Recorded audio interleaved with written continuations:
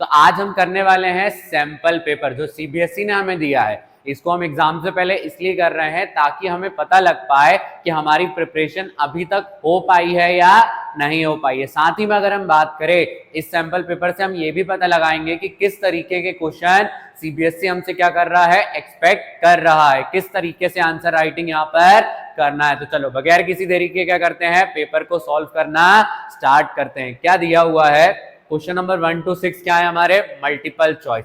Multiple choice है तो इन्हें जल्दी जल्दी खत्म करते हैं। पहला क्या लिखा हुआ है, identify P Q and R. अगर आप यहां पर ध्यान दें तो एक पर्टिकुलर इक्वेशन हमें दी है। क्या इक्वेशन दी है, पी, फिर हमें दिया है पी बी ब्रैकेट में NO3 ब्रैकेट के बाहर 2, यहां पर हीट हमने ली है तो यहां पर हम उसे ट्राइंगल बना देते हैं। फिर क्या है यहाँ पर Q NO2, सॉरी पहले Q के साथ PbO है, Q के साथ क्या है हमारा PbO है, Q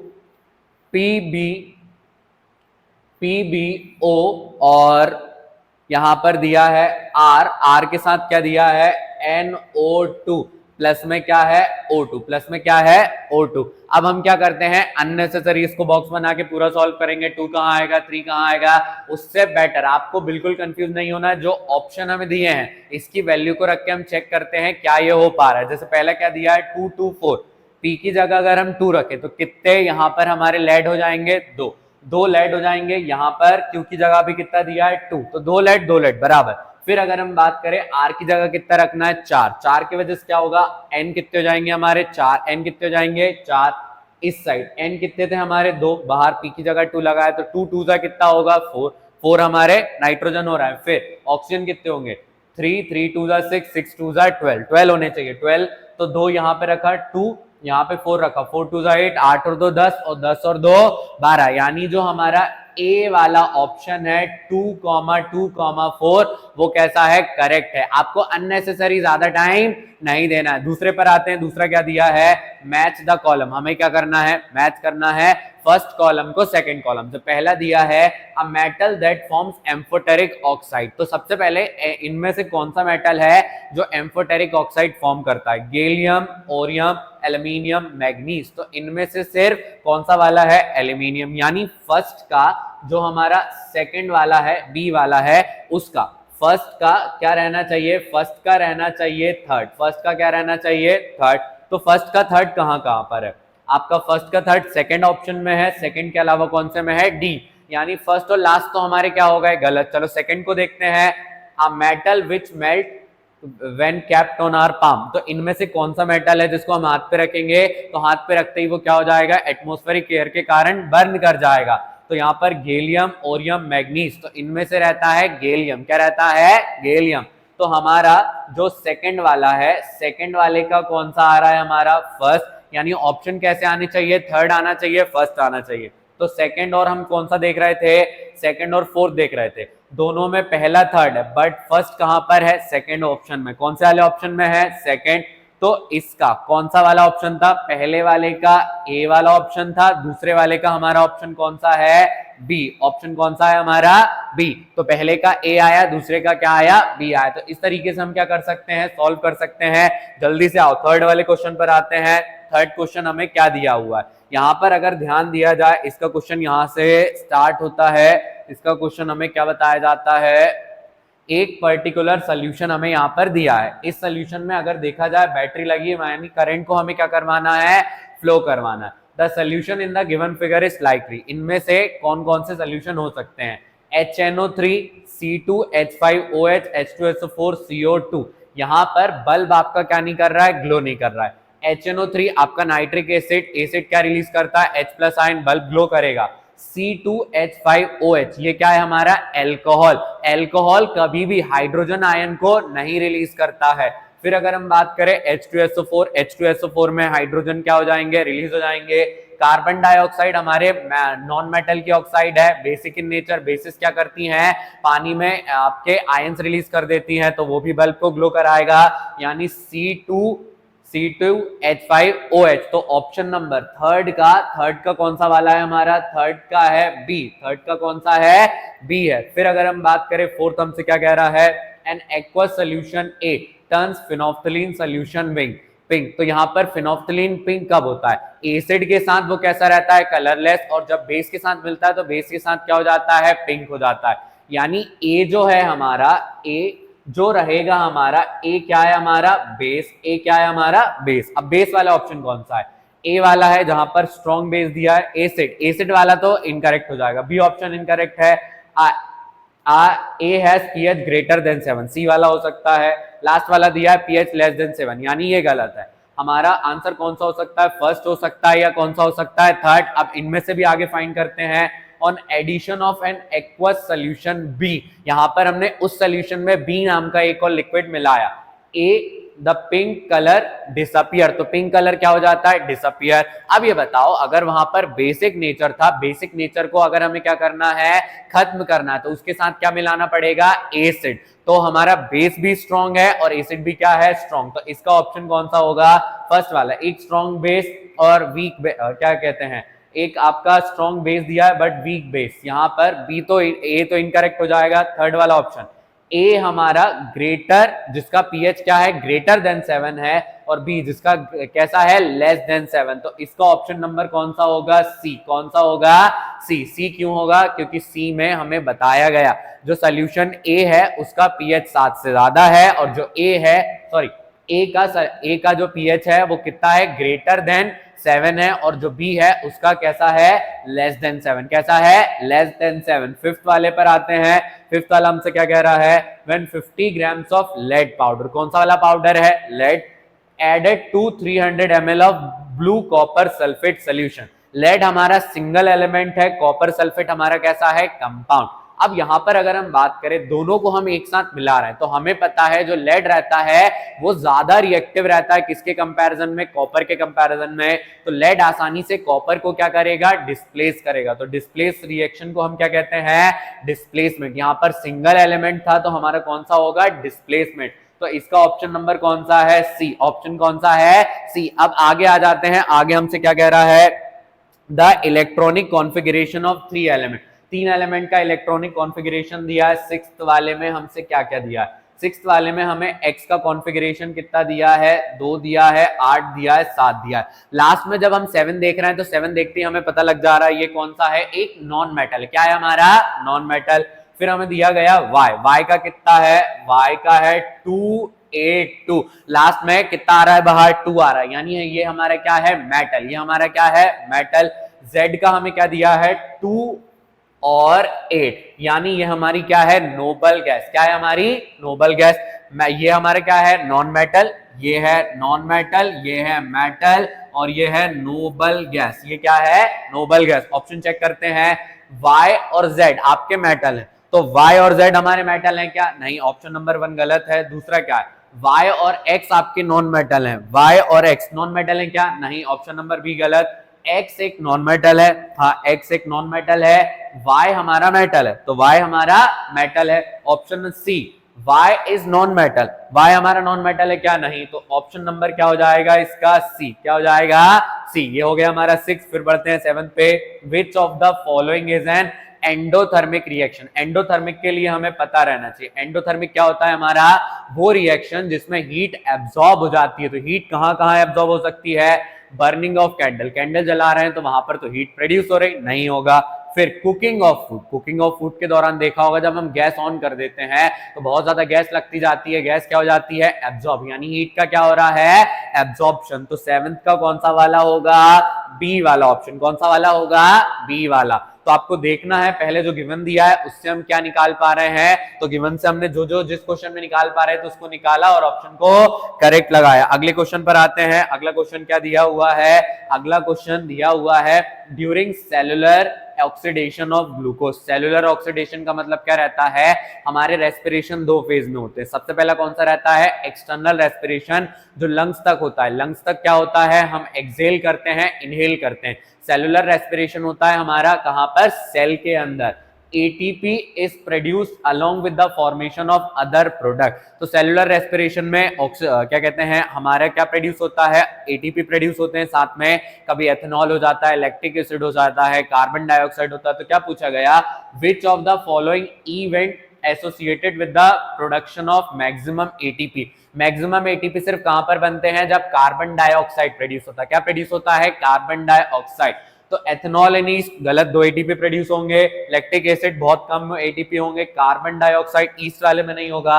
carbon dioxide in human cell, हमारी बॉडी के ही सेल रहते हैं, प्रॉपर ऑक्सीजन में 38 एटीपी हमें दे देते हैं। तो 8 का कौन सा वाला ऑप्शन होगा, 8 का हमारा डी वाला ऑप्शन होगा। आप अननेसेसरी उन वीडियोस में टाइम वेस्ट ना करें जिसमें आपको बहुत ज्यादा एक्सप्लेन करा जा रहा है। इनको ज्यादा एक्सप्लेन नहीं करना है, डायरेक्ट इनके आंसर पर आ जाना है। पेपर में भी आप ज्यादा टाइम वेस्ट मत करना बिल्कुल। अगले क्वेश्चन पर आते हैं। During which of the following stages of circulation of blood in normal human being, यहां पर हमारी बॉडी में कैसा सर्कुलेशन हो रहा है, normal. The oxygenated blood is pump to all part of the body. हमारे हार्ट के कितने साइड रहते हैं, 2 साइड रहते हैं, एक राइट वाला एक लेफ्ट वाला। लेफ्ट ऑक्सीजनेटेड रहता है, बट अगर हम बात करें पूरी बॉडी में खून कौन पहुंचाता है, लेफ्ट वेंट्रिकल, हमारा नीचे वाला हिस्सा। तो इसका ऑप्शन नंबर कौन सा होगा, लेफ्ट वेंट्रिकल। अगर हम देखें contraction of left ventricle, option number B. तो 9 का ऑप्शन नंबर बी क्या है हमारा करेक्ट आंसर। अब अगर हम बात करें 10th पर आते हैं। 10th क्या कह रहा है, विच of the following adaptation in the herbivores help in digestion of cellulose. जो हार्बीवोर्स रहते हैं वो क्या करते हैं, घास खाते हैं। सबसे ज्यादा डाइजेशन कहां पर होता है, स्मॉल इंटेस्टाइन में। आपने एलिमेंट्री कैनाल देखा होगा हार्बीवोर्स का, उनका स्मॉल इंटेस्टाइन काफी ज्यादा लंबा रहता है ताकि वो सेलुलोज को क्या कर सके, डाइजेस्ट। तो यहां पर क्या होगा, लॉन्गर लार्ज इंटेस्टाइन गलत है, स्मॉलर लार्ज इंटेस्टाइन छोटा नहीं होगा। फिर अगर हम बात करें स्मॉलर स्मॉल इंटेस्टाइन नहीं होगा, लॉन्गर स्मॉल इंटेस्टाइन। तो 10th का कौन सा वाला ऑप्शन करेक्ट है हमारा, डी वाला। कौन सा वाला करेक्ट है, डी वाला। 11th पढ़ते, 11th में क्या दिया है, there was a cerebral disinfection in patient. आपका जो सेरेबेलम है वो काम करना क्या कर दे रहा है, बंद कर दे रहा है। जैसे ही सेरेब्रल काम करना बंद करेगा, ये हमारी बॉडी की कौन सी एक्टिविटीज को करता है, हमारा पोस्चर बताता है। जैसे मैं यहाँ पर खड़ा हूं, ऐसे खड़ा हूं, तो ये मेरे बॉडी का पोस्चर बता रहा है। तो यहाँ पर ऑप्शन कौन सा होगा, पोस्चर एंड बैलेंस। हमारी बॉडी का जो पोस्चर और बैलेंस है वो क्या हो जाएगा, खराब हो जाएगा। तो ऑप्शन नंबर कौन सा है, सी। तो सी इसका क्या है, करेक्ट है। फिर अगर हम बात करें 12, if snail individual can begin life as male and depending on environmental condition they can become female as they grow। तो आपने स्नेल के बारे में पढ़ा होगा कि जो स्नेल रहते हैं उनका जो जीन रहता है वो डिसाइड नहीं करता है कि वो मेल है या फीमेल है। इसका मतलब एनवायरमेंटल कंडीशन के हिसाब से वो क्या कर सकते हैं, अपनी बॉडी को चेंज कर सकते हैं। तो कौन सा ऑप्शन है, male snails have dominant genetic makeup. तो जैसा बताया जेनेटिक्स से कोई डिपेंडेंसी नहीं होती है। फीमेल स्नेल, ये भी गलत है। Expression of sex chromosome can change, नहीं। Sex is not genetically determined, तो जेनेटिकली ये डिटरमाइन नहीं होता है। तो 12th का कौन सा वाला ऑप्शन है, डी वाला ऑप्शन। कौन सा वाला है, डी। 13 पढ़ते हैं। In which of the following cases a ray of incidence on a concave mirror. Concave mirror पे रे ऑफ इंसिडेंस कैसी है वो देखते हैं। In which case the angle of incidence is equal to 0। Angle of incidence कैसा होना चाहिए, 0। तो याद करो, जब आपने रिफ्लेक्शन पढ़ा होगा तो आपने देखा होगा जब लाइट 90 डिग्री पर आती है तो 90 डिग्री से क्या हो जाती है, वापस चली जाती है। तो कॉनकेव मिरर के केस में ये कौन से वाले में होता है बताओ, जब पोल पर आती है तो वो बराबर एंगल बना के निकल जाती है, फोकस से पैरेलल निकल जाती है, पैरेलल वाली फोकस। बचा कौन सा, सेंटर ऑफ कर्वेचर। तो सेंटर ऑफ कर्वेचर पर अगर लाइट रे आ रही है तो वो बगैर डेविएशन के पास करती है। A ray parallel to principal axis गलत है। A ray passing through center of curvature and incident obliquely, वो क्या करती है, सीधी की सीधी चली जाती है। तो 13th वाले का हमारा कौन सा ऑप्शन है, बी वाला। कौन सा वाला है, बी वाला। जल्दी से कमेंट में बता दो आपको समझ आ रहा है या नहीं आ रहा है। अब क्या करते हैं, आगे बढ़ जाते हैं, अगले क्वेश्चन पर आ जाते हैं। नेक्स्ट क्वेश्चन क्या दिया है, एक गिवन फिगर दिया है। अब हमें देखते से पता चल गया ये काय का है, प्रिज्म का। प्रिज्म में सबसे ऊपर कौन सा कलर रहता है, रेड। सबसे नीचे कौन सा रहता है, वॉयलेट। यानी 14th हम कर रहे हैं, 14th में ए होना चाहिए हमारा रेड और बी क्या होना चाहिए हमारा, वॉयलेट। कौन सा होना चाहिए, वॉयलेट। तो ए में कौन सा कलर है, रेड। रेड सिर्फ कौन सा ऑप्शन में आ रहा है, सी वाले में। और बी कौन सा है, वॉयलेट। तो इसका जो ऑप्शन नंबर सी है वो कैसा है, करेक्ट। ऑप्शन नंबर सी कैसा है, करेक्ट है। 15 पर आते हैं, 15 में क्या कह रहे हैं, the energy available to the producer is maximum. Producer के पास तो बहुत ज्यादा एनर्जी होती है, ये बात हमें पता है। प्रोड्यूसर के पास एनर्जी क्यों सबसे ज्यादा होती है, जितनी भी लाइट एनर्जी आती है वो उसका एब्जॉर्प्शन कर लेते हैं, एब्जॉर्प्शन करने के बाद केवल और केवल 10% देते हैं अगले को, जिसके कारण वहां पर बहुत ज्यादा एनर्जी किसके पास रहती है, प्रोड्यूसर के पास। It is the first trophic level which absorb, तो ये तो हमें किसके कॉन्सेप्ट में बताया, सनलाइट, तो ये तो नहीं होगा। It utilises the most of the chemical energy, यहां पर बी वाला भी नहीं होगा। It utilises 10% energy and transfer, नहीं।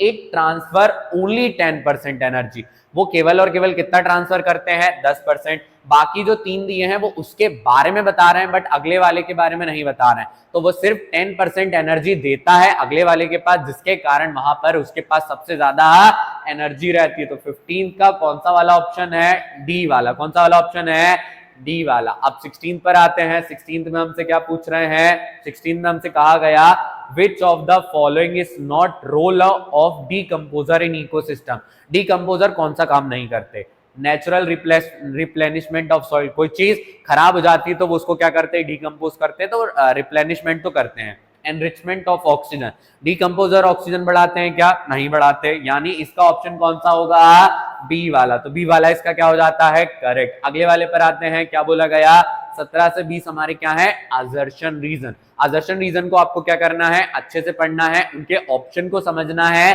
ताकि हम क्या कर सके, करेक्ट आंसर दे सके। 17 का ये हमसे क्या कह रहे हैं, 17 वाले में कह रहे हैं assertion on adding dilute HCl। आप क्या कर रहे हैं, डाइल्यूट HCl डाल रहे हैं, डाइल्यूट HCl चलो डाल दिया, कंटेनिंग अ सब्सटेंस X, एक सब्सटेंस था X, colourless gas is produce. तो कलरलेस गैस जो प्रोड्यूस होती है जब हम HCl डालते हैं तो वो कौन सी है, हाइड्रोजन।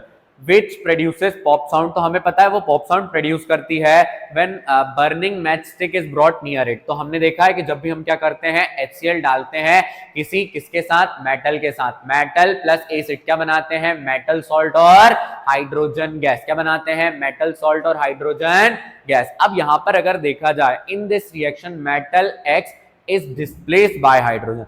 कोई भी हाइड्रोजन गैस मेटल को डिस्प्लेस कर पाती है क्या, नहीं कर पाती। क्या नहीं कर पाती, डिस्प्लेस नहीं कर पाती। अब बोलोगे भैया मेटल हाइड्रोजन के नीचे भी तो रहते हैं, तो जो हाइड्रोजन से कम रिएक्टिव है वो रिएक्ट कर पाएगा क्या, नहीं कर पाएगा। तो यहां पर मेटल X डिस्प्लेस नहीं होगा, बल्कि मेटल X क्या करेगा, हाइड्रोजन को डिस्प्लेस करेगा। तो रीजन गलत है, असर्शन कैसा है, करेक्ट है। असर्शन सही है, रीजन गलत है। कौन सा वाला ऑप्शन होता है, सी वाला। कौन सा वाला होता है, सी वाला। तो यहां पर हम क्या लगाएंगे, सी वाला ऑप्शन लगाएंगे। 18th में हमसे क्या कह रहे हैं, देख लेते हैं। The number of chromosome in a cell and in a germ cell is not the same in any species. अलग अलग स्पीशीज है तो वहां पर नंबर कैसे रह सकते हैं, अलग अलग रह सकते हैं। When two germ cell combine, they restore the normal number of chromosome in species। But अगर हम बात करेंगे, असर्शन को एक्सप्लेन कर रहा है, नहीं कर रहा। आपका रीजन है सही, बट वो रीजन को एक्सप्लेन नहीं कर रहा। तो इसका ऑप्शन कौन सा होता है, जब दोनों सही रहते हैं बट करेक्ट एक्सप्लेनेशन नहीं रहता, तो ये रहता है बी। कौन सा रहता है, बी। असर्शन रीजन दोनों सही है बट करेक्ट एक्सप्लेनेशन नहीं है। मूव करते हैं अगले वाले पर। अगला वाला हमें क्या दिया हुआ है, A convex mirror always forms an image behind it and the image formed is virtual। convex mirror है, हमेशा कहाँ फॉर्म करता है, राइट साइड फॉर्म करता है, प्लस वाली साइड में वो कौन सी रहती है, वर्चुअल। तो ये तो हमें पता है, हमेशा वर्चुअल करता है, असर्शन सही है। According to sign convention the focal length of convex mirror is positive. अब दोनों तो सही है बट वो ए को एक्सप्लेन कर रहा है क्या, नहीं कर रहा है। क्या कर रहा है, एक्सप्लेन कर रहा है क्या, नहीं। तो हमारा 19 का कौन सा वाला ऑप्शन होगा, बी वाला। कौन सा वाला ऑप्शन होगा, बी वाला। फिर अगर हम बात करें 20 हमसे क्या कह रहा है, if the lions are remove from a food chain it will not affect the food chain. अब ये बताओ, जब लायन को आप फूड चेन से निकाल देंगे तो जो उससे नीचे वाले ऑर्गेनिज्म रहेंगे उनका नंबर क्या हो जाएगा, बढ़ जाएगा, यानी वो इफेक्ट तो करता है। However, if plants are removed from food chain, it will disturb the ecosystem। तो प्लांट को हटा देंगे तो पूरा ही क्या हो जाएगा, क्लियर। यानी ऊपर वाले को हम बढ़ा रहे हैं तो उसके वजह से फूड चेन डिस्टर्ब क्यों नहीं हो रही, क्योंकि लाइन को कोई नहीं खा रहा है। बट अगर हम बात करें जैसे ही वहां पर हम प्लांट को हटा देते तो पूरी फूड चेन क्या हो जाती है, डिस्टर्ब हो जाती है। Plant are producer who can make food, तो ये तो हमें करेक्ट दिया है। बट अगर हम बात करें ऊपर वाला लायंस को हटाने से कोई इफेक्ट नहीं होगा, ये तो कैसा है, गलत। तो तो असर्शन गलत है, रीजन सही है। ये कौन सा वाला ऑप्शन होता है? डी वाला होता है। एक बार चेक कर लेते हैं। तो डी वाला ऑप्शन देखो, A is false but R is true. तो यहां पर ऑप्शन नंबर कौन सा होगा? डी वाला। कौन सा वाला ऑप्शन होगा? डी वाला। तो डी इसका क्या है? करेक्ट है। आपको 15 या 20 मिनट से ज्यादा आपके एमसीक्यू और असर्शन रीजन में नहीं देना है। अगर आपको इसमें टाइम लगता है तो आप क्या करें, सेक्शन बी से स्टार्ट करें, ताकि आप पहले आंसर राइटिंग कर ले और लास्ट में क्या करें, असर्शन रीजन और एमसीक्यू को सॉल्व करें। अब आ जाते हैं आंसर राइटिंग पर। 21 वाले में हमसे क्या कह रहे हैं? अब देखो, जो आंसर रहते हैं उनको आपको क्या करना है, डिटेल में आंसर करना है। टिप बता रहा हूं कि आपको क्या करना है, पहले अच्छे से लिखना है। जितनी अच्छी आंसर राइटिंग आप रखेंगे, जितनी अच्छी कॉपी रखेंगे, उतने ज्यादा आपके मार्क्स वहां पर स्कोर आएंगे। Identify the type of reaction, यहां पर हमें क्या करना है, आइडेंटिफाई करना है कौन से टाइप का रिएक्शन है और उसका रीजन भी बताना है। तो चलो पहला वाला देखते हैं। Fe2O3 है और उसके साथ Al है। तो हमें पता है जो आयरन है वो एल्यूमिनियम से कम रिएक्टिव है, यानी एल्यूमिनियम उसको क्या कर देगा, डिस्प्लेस कर देगा। तो एल्यूमिनियम ने उसको डिस्प्लेस भी कर दिया, बट उसके साथ हीट भी प्रोड्यूस हुई, यानी यहाँ पर डिस्प्लेसमेंट भी हो रहा है और यहाँ पर जो क्या कहते हैं, हीट भी है, वो भी क्या हो रही है, प्रोड्यूस हो रही है। हीट प्रोड्यूस होती है तो उसको हम क्या कहते हैं, एक्सोथर्मिक। क्या कहते हैं, एक्सोथर्मिक। एक्सोथर्मिक का रीजन क्या है, हीट का प्रोडक्शन। एक्सोथर्मिक का रीजन क्या है, हीट का प्रोडक्शन। और दूसरा क्या है यहाँ पर, डिस्प्लेसमेंट। तो दूसरा हम लिखेंगे यहाँ पर क्या हो रहा है, डिस्प्लेसमेंट। जब भी डिस्प्लेसमेंट होता है तो उसका कारण क्या है, आयरन यहाँ पर कम रिएक्टिव है। तो हम लिख देंगे iron is less reactive. Less reactive किससे, देन एल्यूमिनियम। एल्यूमिनियम से कम रिएक्टिव है, जिसके कारण वो क्या कर रहा है, उसको डिस्प्लेस कर रहा है। तो उन्होंने बोला कौन से रिएक्शन है और उनका रीजन भी एक्सप्लेन करो, हमने कर दिया। अगला पढ़ते हैं, क्या बोला गया, डिफरेंशिएट बिटवीन। हमें डिफरेंशिएट करना है एल्वियोली और नेफ्रॉन में। अब देखो, आप कई बार क्या करते हैं, कॉपी को बीच में छोड़ देते हैं, बट कॉपी को बीच में नहीं छोड़ना है, अच्छे से आंसर राइटिंग करना है। 22 में हमसे पूछा, उन्होंने अगर हमें बॉक्स बना के दिया है, इसका मतलब हमें भी बॉक्स बना के लिखना है। कैसे लिखना है, बॉक्स बना के लिखना है। फीचर, एल्वियोली का स्ट्रक्चर और लोकेशन क्या है, एल्वियोली का स्ट्रक्चर। तो हम पहले स्ट्रक्चर बताते हैं, स्ट्रक्चर के बाद क्या बताना है, लोकेशन बताना है, लोकेशन बता देंगे। और तीसरा क्या बताना है, फंक्शन बताना है। तो फंक्शन भी हम क्या करेंगे, एक्सप्लेन करेंगे। किस किस का पूछा गया हमसे, सबसे पहले पूछा गया एल्वियोली। एल्वियोली कहाँ प्रेजेंट रहते हैं, इनका स्ट्रक्चर कैसा रहता है, बैलून लाइक। कैसा स्ट्रक्चर रहता है, बैलून लाइक। लोकेशन कहाँ पे रहता है, लंग्स के अंदर। कहां पे रहता है, लंग्स के अंदर। इनका फंक्शन क्या रहता है, एक्सचेंज ऑफ गैसेस। फंक्शन क्या रहता है, एक्सचेंज ऑफ गैसेस। कौन सी गैसेस करते हैं, कार्बन डाइऑक्साइड और O2। कहां से कहां करते हैं, ये एल्वियोली से कार्बन डाइऑक्साइड को एब्जॉर्ब कर लेते हैं, नाक के थ्रू बाहर कर देते हैं, ऑक्सीजन को वहां पर जाके छोड़ आते हैं ताकि वो ब्लड से पूरी बॉडी में चली जाए। दूसरा क्या था, नेफ्रॉन। नेफ्रॉन का जो स्ट्रक्चर है वो कैसा रहता है, उसमें अलग अलग ब्रांचेस रहती हैं, वहां पर काफी ज्यादा ब्रांच लाइक स्ट्रक्चर हमें देखने को मिलते हैं। और अगर हम बात करें, एक पर्टिकुलर ट्यूब टैबुलर हम कह सकते हैं, या ट्यूब लाइक स्ट्रक्चर रहता है जो बॉडी में नीचे से ऊपर तक क्या कर जाता है, पास हो जाता है। लोकेशन कहां रहती है, ये हमारी पूरी बॉडी में रहता है, all over the sense organ. जितने भी हमारी बॉडी के सेंस ऑर्गन रहते हैं, सभी के अंदर क्या रहता है, ये प्रेजेंट रहता है। फंक्शन क्या रहता है, यहां पर मैसेज को रिसीव करना, जो हमारी बॉडी के बाहर एक्सटर्नल स्टिमुलस हैं उन्हें रिसीव करना। और अगर हम बात करें, हमारी बॉडी से जो पर्टिकुलर सिग्नल आते हैं उनके मदद से वहां पर क्या करना, एक्ट करना। क्या करना, एक्ट करना। इस तरीके से हमें क्या करना है, अपना आंसर लिख देना। तो हमने 22 का हमारा आंसर लिख दिया। अब यहां पर अगर ध्यान दिया जाए, 23rd में हमसे क्या पूछ रहे हैं, 23rd में क्या पूछा गया, list the step for the synthesis of glucose by the plant.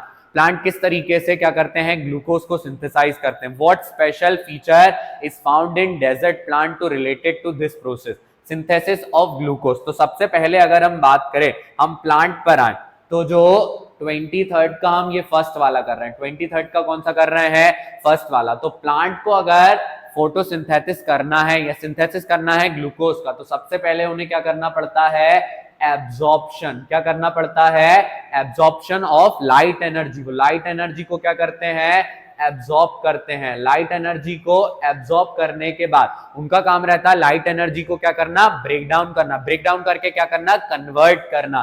तो यहां पर क्या रहता है, कन्वर्जन। क्या रहता है, कन्वर्जन ऑफ लाइट एनर्जी। यहां पर लाइट एनर्जी को कन्वर्ट किया जाता है किसमें, केमिकल एनर्जी में। किसमें करा जाता है, केमिकल एनर्जी में। तो यहां पर क्या बन जाती है, केमिकल एनर्जी बन जाती है। फिर अगर हम बात करें, कन्वर्जन हो गया, इसके बाद करा जाता है रिडक्शन। क्या करा जाता है, रिडक्शन। भैया काय का रिडक्शन करा जाता है, वहां पर कार्बन डाइऑक्साइड को आप क्या बनाते हैं, carbohydrate. Carbon dioxide to carbohydrate. अब ये तो बना लिया, बट अगर हम बात करें जो हमारे क्या रहते हैं, डेजर्ट प्लांट। कौन से वाले प्लांट रहते हैं, डेजर्ट प्लांट रहते हैं, वो रात के समय में ये प्रोसेस लगभग सेम करते हैं, बट वो रात में, कब, रात में कार्बन डाइऑक्साइड को एब्जॉर्ब करते हैं, क्योंकि रात के समय डेजर्ट में बहुत ज्यादा कार्बन डाइऑक्साइड प्रेजेंट रहती। कार्बन डाइऑक्साइड को वो क्या कर देते हैं, इंटरमीडिएटरी में या इंटरमीडिएट प्रोडक्ट में कन्वर्ट करते। किस में कन्वर्ट करते हैं, इंटरमीडिएट प्रोडक्ट में कन्वर्ट करते हैं, क्योंकि दिन के समय उतनी ज्यादा कार्बन डाइऑक्साइड अवेलेबल नहीं है। और अगर हम बात करें, ये रात के समय हो गया, दिन के समय वो क्या करते हैं, इस पर्टिकुलर इंटरमीडिएटरी प्रोडक्ट को वापस से CO2 बना लेते हैं। इस तरीके से हमारे प्लांट क्या करते हैं, अपने खाने का सिंथेसाइज करते हैं, ग्लूकोज को बना लेते हैं। फिर अगर हम ध्यान दें, अगला हमसे क्या पूछा गया यहाँ पर, explain the role of the following enzyme. यहाँ पर जो एंजाइम दिए हैं इनका क्या रोल है, सलाइवरी एमिलाइज। सलाइवरी एमिलाइज कहां पे प्रेजेंट रहता है, सलाइवरी ग्लैंड के अंदर जो सलाइवा रिलीज होता है उसमें प्रेजेंट रहता है सलाइवरी एमिलाइज। क्या करता है, इसका बी वाला लिख रहे हैं, सलाइवरी एमिलाइज के बारे में अगर हम बात करें, ये हमारे खाने में जो कॉम्प्लेक्स शुगर रहती, क्या रहती है, कॉम्प्लेक्स शुगर रहती है, उसे वो क्या करता है, कन्वर्ट करता है सिंपल शुगर में। किस में करता है, सिंपल शुगर में। ये किसका काम रहता है, सलाइवरी एमिलाइज का। फिर अगर हम ध्यान दें, दूसरा दिया है पेप्सिन। पेप्सिन कौन रिलीज करता है, पेप्सिन करता है गैस्ट्रिक ग्लैंड।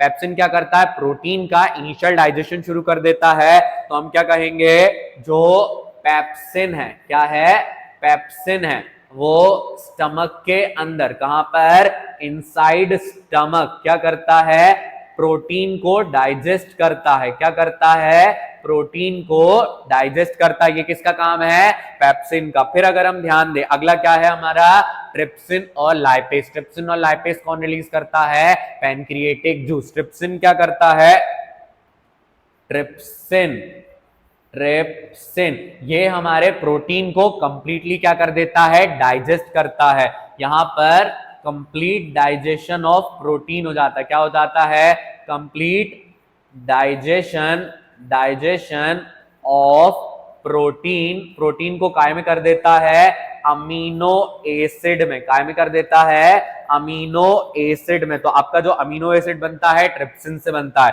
फिर अगर हम बात करें, लास्ट वाला आपसे पूछा था लाइपेज। कौन सा वाला पूछा था, लाइपेज। तो लाइपेज क्या करता है, जो हमारे फैटी एसिड रहते हैं उन्हें वो काय में करता है, ग्लिसरोल में। किस में करता है, ग्लिसरोल में कन्वर्ट कर देता।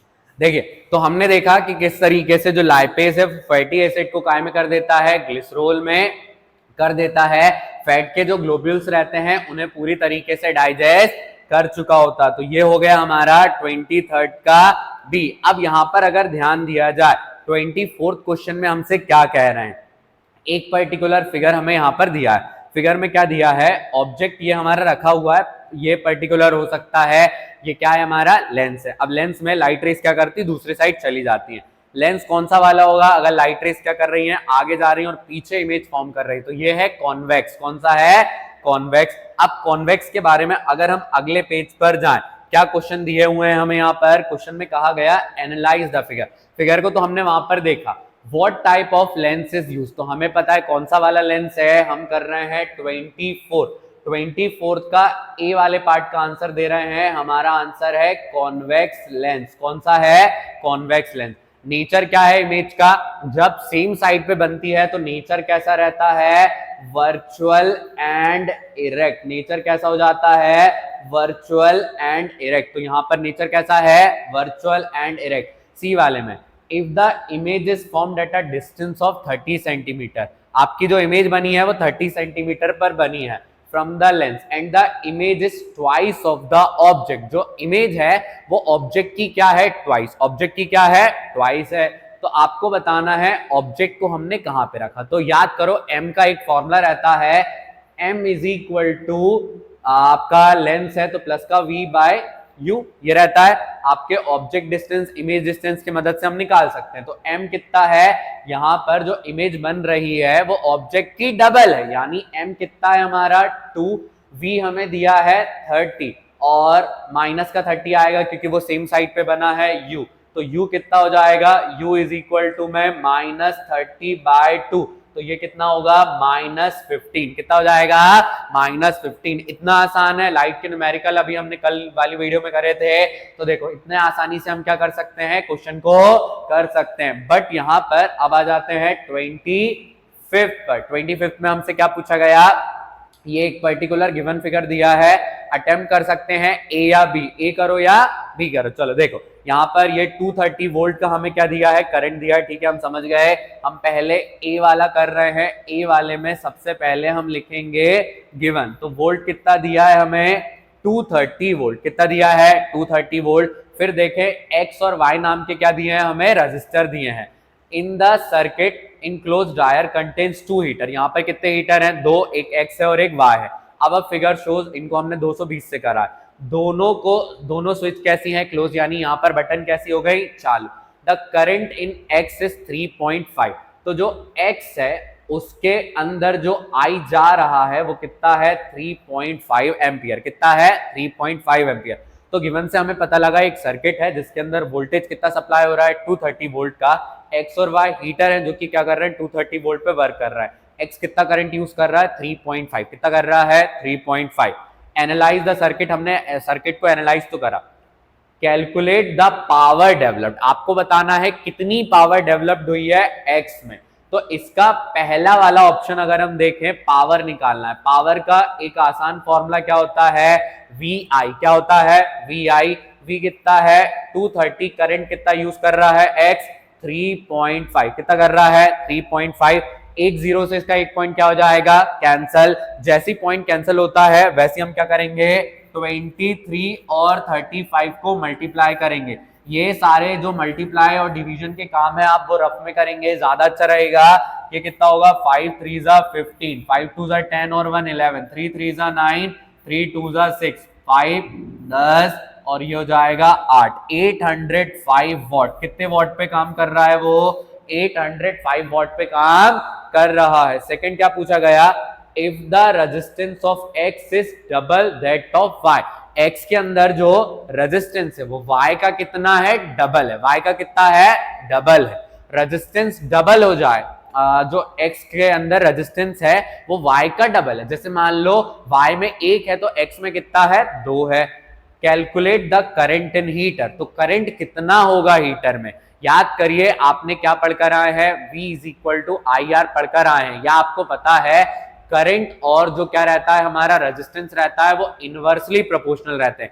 एक बढ़ता है तो दूसरा क्या हो जाता है, घट जाता है। एक घटता है तो दूसरा क्या हो जाता है, बढ़ जाता है। तो अगर यहाँ पे आपके x का रेजिस्टेंस को आधा कर दे तो करंट अपने आप क्या हो जाएगा, डबल। भैया करंट कैसे डबल हो रहा है, क्योंकि जो रेजिस्टेंस है और जो इलेक्ट्रिक करंट है वो एक दूसरे के इनवर्सली प्रोपोर्शनल है। आप करंट को बढ़ा रहे हैं यानी रेजिस्टेंस को क्या कर रहे हैं, कम कर रहे हैं, और इसका आधा हमने रेजिस्टेंस का आधा कर दिया तो करंट का क्या हो जाएगा, डबल। तो सेकंड वाले में क्या लिखेंगे, current in Y gets double. तो यहां पर वो कितना हो जाएगा, डबल, और करंट कितना हो जाएगा, इसमें 3.5 है तो इसका कितना हो जाएगा 7.0, कितना हो जाएगा 7.0। बट हमसे बोला गया हमें क्या करना है, बी वाला भी अटेम्प्ट करना है। चलो बी वाला भी अटेम्प्ट करेंगे।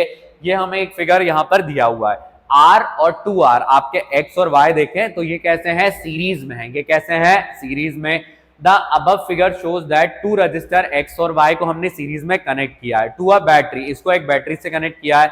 The power dissipated for this combination is P1, तो यहाँ पर जो पावर है वो कितनी है, P1, पावर कितनी है, P1 है। व्हेन दीज रजिस्टर, जब इन रजिस्टर्स को हम क्या करेंगे, कनेक्ट करेंगे पैरेलल में। कनेक्ट कैसे करेंगे, पैरेलल में, सेम बैटरी से, तो वहां पर पावर कितनी डिसिपेट होगी उसको क्या कहा है, P2। और हमें क्या बताना है, रेशियो बताना है। क्या बताना है, रेशियो बताना है। तो याद करिए आपने क्या कहते हैं दूसरा वाला फॉर्मूला पढ़ा होगा। कौन सा वाला फॉर्मूला पढ़ा होगा पावर का, V²/R। V²/R कहां से फॉर्मूला आता है, आगे वाले पेज पे हैं हम। तो देखो हमें पता है पावर इज इक्वल टू क्या होता है, VI। यहां पे करंट दिया है, नहीं दिया, तो करंट का हम ओम्स लॉ से V इज इक्वल टू क्या लिखते हैं, IR। I दिया है तो ये क्या हो जाएगा, V/R। किसकी जगह, I की जगह हम क्या लिख सकते हैं, V/R। I की जगह V/R आएगा तो V इंटू वी क्या हो जाएगा, V²/R। तो पावर का जो फॉर्मूला हम यूज करेंगे वो क्या है, V²/R। कितना है, V²/R। तो इसके पहले वाले में इन्होंने बोला कि ये सीरीज में है। कैसे है, सीरीज में। सीरीज में रेजिस्टेंस को क्या करते हैं, डायरेक्टली प्लस करते हैं। तो सीरीज कनेक्शन में रेजिस्टेंस कितना होगा, R1 प्लस R2। कितना होगा, R1 प्लस R2। R1 कितना दिया है वो देख लेते हैं, R1 दिया है R, और R2 कितना दिया है, 2R। कितना दिया है, 2R। R प्लस 2R कितना हो जाएगा हमारा, 3R। कितना हो जाएगा, 3R। पावर 1 निकालते हैं, पावर कितना होगा, V² डिवाइडेड बाय 3R। कितना होगा, V² डिवाइडेड बाय 3R। अब इन्होंने बोला इसको हम कैसे कनेक्ट कर रहे हैं, पैरेलल। कैसे कनेक्ट कर रहे हैं, पैरेलल। पैरेलल में रेजिस्टेंस क्या होता है, 1/R करके निकलता है। तो ये कितना होगा, 1/RP। तो ये हो जाएगा 1/R1 प्लस 1/R2। ये कितना है, R, और ये कितना है, 2R। R और 2R जैसे 10 और 20, तो एलसीएम क्या आता है, बड़ा वाला। तो ये कितना हो जाएगा, 2R। R के टेबल में एक R आ रहा है, 2R नहीं आ रहा है, तो यहां पर क्या हो जाएगा आपका 2, और यहां पर 2R से 2R कैंसिल, यहां पे बचेगा 1। तो ये कितना हो जाएगा, 1/RP इज इक्वल टू में 3/2R। रेसिप्रोकल कर देंगे, RP कितना हो गया हमारा, 2R डिवाइडेड बाय 3। कितना हो गया, 2R डिवाइडेड बाय 3। अब पावर निकालते हैं, पावर क्या होती है, power is equal to V²/R। आपका जो पोटेंशियल डिफरेंस है ये सिंगल वैल्यू में है, जैसे V² है, बट R की अगर हम बात करें, R फ्रैक्शन में है, तो क्या लिखेंगे, V²/1 divided by 2R divided by 3। सबसे नीचे वाला नंबर कहां जाता है, सबसे ऊपर। तो ये क्या हो जाएगा, 3V²। 2R इंटू 1 कितना हो जाएगा, 2R। पावर इसकी आ गई। अब दोनों पावर का हमें क्या करना था, रेशियो निकालना था। क्या निकालना था, ratio. Power 1 divided by power 2। Power 1 कितनी आई है हमारी, पावर 1 आई है V²/3R। कितनी आई है, V² अपॉन में 3R, और डिवाइड में कितना आ जाएगा, डिवाइड में आ जाएगा 3V² डिवाइडेड बाय 2R। सबसे नीचे का नंबर सबसे ऊपर, बीच वाला बीच में क्या हो जाएगा, मल्टीप्लाई। कितना आ जाएगा, V² into 2R divided by 3R into 3V²। यहां पर एक बार V² है, यहां पर कितना है, 3V²। कितना है, 3V²। इसको कैंसिल करेंगे, और फिर अगर हम बात करें यहां पर 2R है और यहां पर कितना है, 3R। R से R को क्या कर देंगे, cancel. V² cancel, R cancel, ऊपर बचा 2, नीचे बचा 3, 3 जा 9। तो रेशियो कितना आएगा, 2:9। कितना आएगा, 2:9। जल्दी नोट करिए जरा। अब हम आ गए हैं 26 क्वेश्चन पे। क्या दिया हुआ है यहाँ पर, the cartoon below addressing a growing concern. ये पर्टिकुलर पिक्चर हमें क्या बता रही है, एक कंसर्न बता रही है। जब जो किसान लोग रहते हैं, जब वो क्या करते हैं, फसलों के ऊपर पेस्टिसाइड डालते हैं, केमिकल्स डालते हैं, तो उसके वजह से जो फसल रहती है वो तो अच्छे से ग्रो करती है, फसल के ऊपर कीड़े वगैरह नहीं लगते। बट जब इरिगेशन के बाद वो वॉश अवे होकर पानी में चली जाती है, तो वो एक्वेटिक लाइफ को क्या करती है, डिस्टर्ब करती है। ये पिक्चर से हमने समझा। What impact will the process shown? यहां पर क्या इंपैक्ट पड़ेगा, ह्यूमंस पर। कहां पर, ह्यूमंस पर। तो हम कौन से लेवल पर आते हैं, लास्ट लेवल पर आते हैं, जो हमारा 4th ट्रॉपिक लेवल रहता है उस पर आते हैं। तो ये बायोमैग्निफिकेशन की समस्या है। किसकी समस्या है? बायोमैग्निफिकेशन की समस्या है। यहां पर हम आ गए हैं 26 पर। 26 में हमसे क्या कह रहे हैं? If farmers continuously uses such chemicals, it would lead to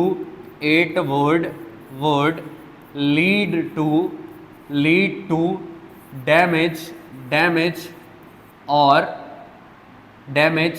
the aquatic life, but when humans acquire or consume such crops or aquatic animal,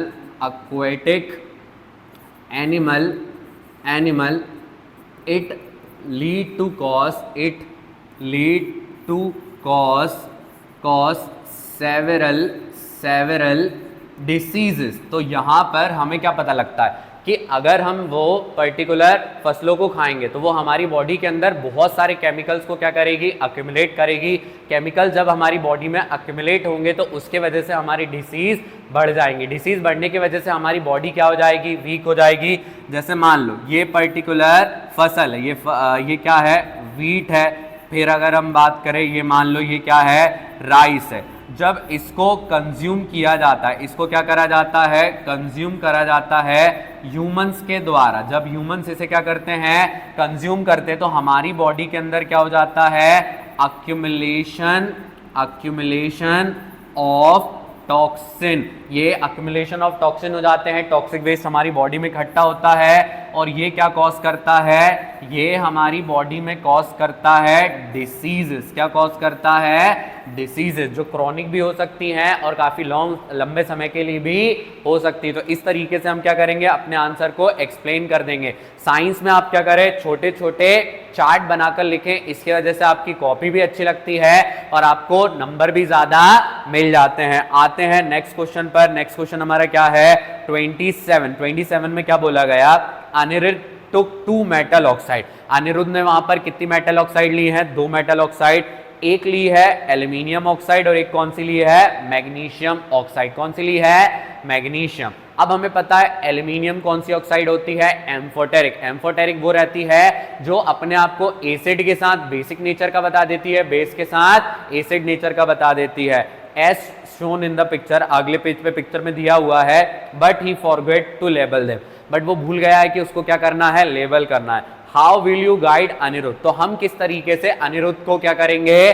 guide करेंगे। तो हम अनिरुद्ध को क्या करते हैं? गाइड कर देते हैं। कैसे गाइड करेंगे? सबसे पहले अगर हम बात करें, क्वेश्चन नंबर कौन सा कर रहे हैं हम यहाँ पर? ये 26 है, तो ये कितना है? 27। सबसे पहले हम लिखेंगे कि जब मैग्नीशियम ऑक्साइड को, किसको? मैग्नीशियम ऑक्साइड को हम क्या करेंगे? डिसॉल्व करेंगे। व्हेन लिख लेना यहाँ पर, when magnesium oxide is dissolved in water. जब हम क्या कर देते हैं? पानी के अंदर उसको डिसॉल्व कर देते हैं। एंड डिप कौन सा वाला पेपर करते हैं? Litmus paper. And dip litmus paper. अब जब हम लिटमस पेपर को उसके अंदर डिप करेंगे, मेटल की ऑक्साइड किस नेचर की रहती है? बेसिक नेचर की। तो बेसिक के अंदर हम कौन सा वाला पेपर डालते हैं? रेड वाला। कौन सा वाला डालते हैं? रेड वाला। उसका कलर क्या हो जाता है? Blue. When litmus paper, dip a litmus paper and red litmus turns blue. तो रेड लिटमस किस में चेंज हो जाता है? ब्लू में टर्न हो जाता है। तो उससे हमें पता लग जाता है कि ये हमारा क्या है? ये हमारा मैग्नीशियम ऑक्साइड है। तो मैग्नीशियम ऑक्साइड हम याद रखेंगे। मैग्नीशियम ऑक्साइड, इसका नेचर कैसा रहता है? इसका नेचर बेसिक रहता है। कैसा रहता है? बेसिक रहता है। ये लिटमस पेपर को, किसको? लिटमस पेपर को। लिटमस पेपर कौन सा कलर वाला? Red colour. कौन सा कलर?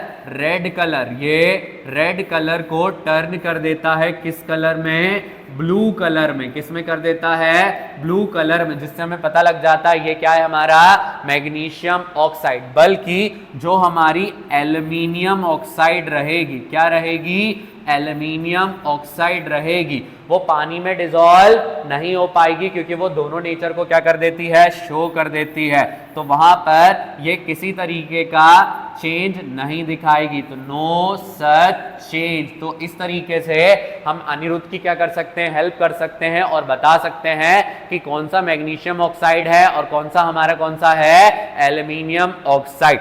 ये मैं आपको बेसिक बता रहा हूं कि आपको इस तरीके से लिखना है, बट आप प्रॉपर आंसर वहां पर लिख कर आएंगे। चलो जल्दी से क्या करते हैं, अगले क्वेश्चन पर आते हैं। अगला तो हम आ गए थे 29 क्वेश्चन पे। क्या दिया हुआ है? Water is use by the leaves of the plant. तो हमें पता है 29 क्वेश्चन हम कर रहे हैं कि जो पानी है, पानी कौन यूज करता है? लीव्स। कौन करती हैं? लीव्स करती हैं। अब यहां पर अगर ध्यान दिया जाए, जो लीव्स रहती हैं वो पानी का इस्तेमाल करती है, बात हमें पता है, ताकि वो क्या कर सके? ट्रांसपिरेशन कर सके, फोटोसिंथेसिस कर सके।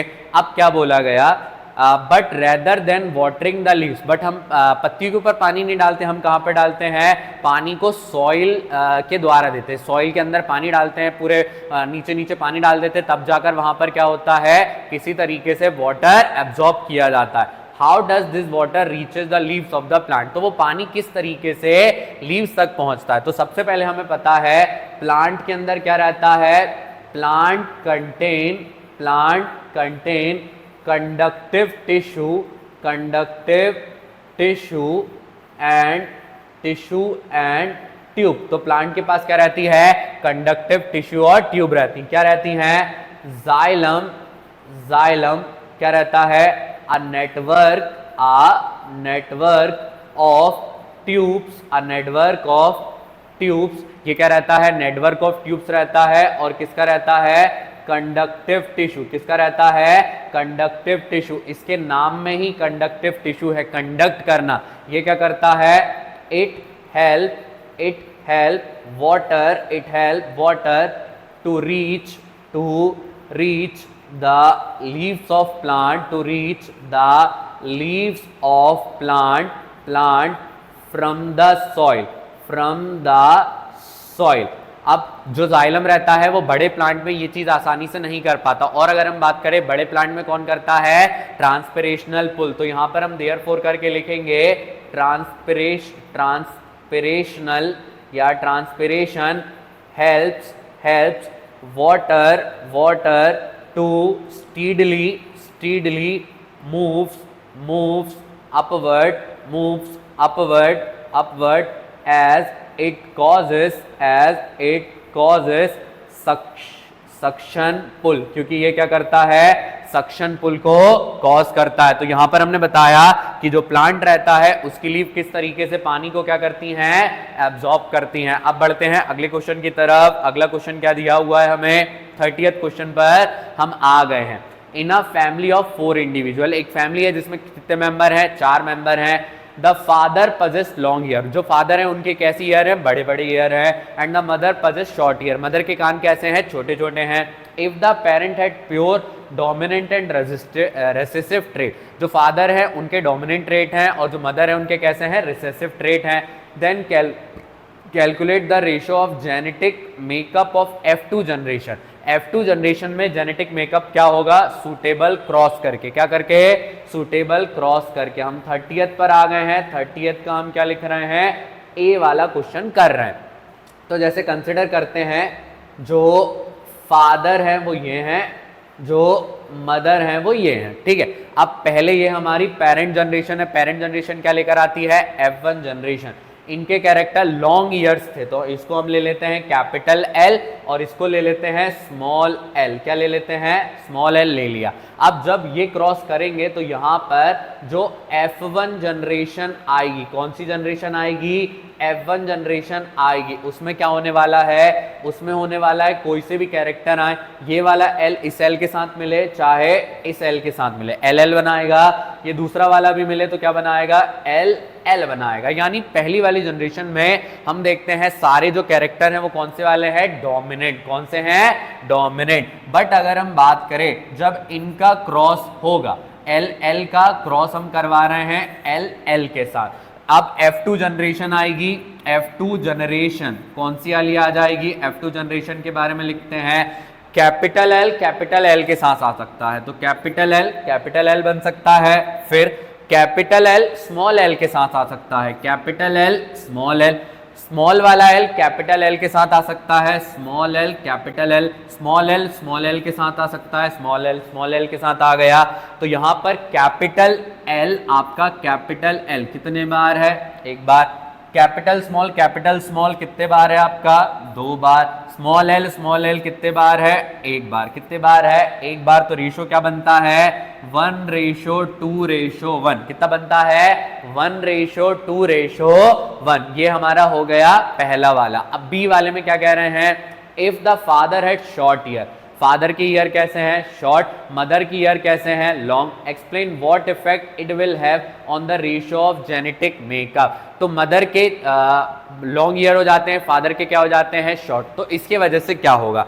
तो देखो हम बी वाला कर रहे हैं, अब देखो, अब कैपिटल L यहां आ जाता स्मॉल, और यहां स्मॉल आ जाता, यहां आ जाता कैपिटल, तो इसके वजह से कोई चीज बदलती क्या, आपके जो पहली जनरेशन के आते वो तो कैसे आते, सेम आते, तो हम क्या लिखेंगे, there will no change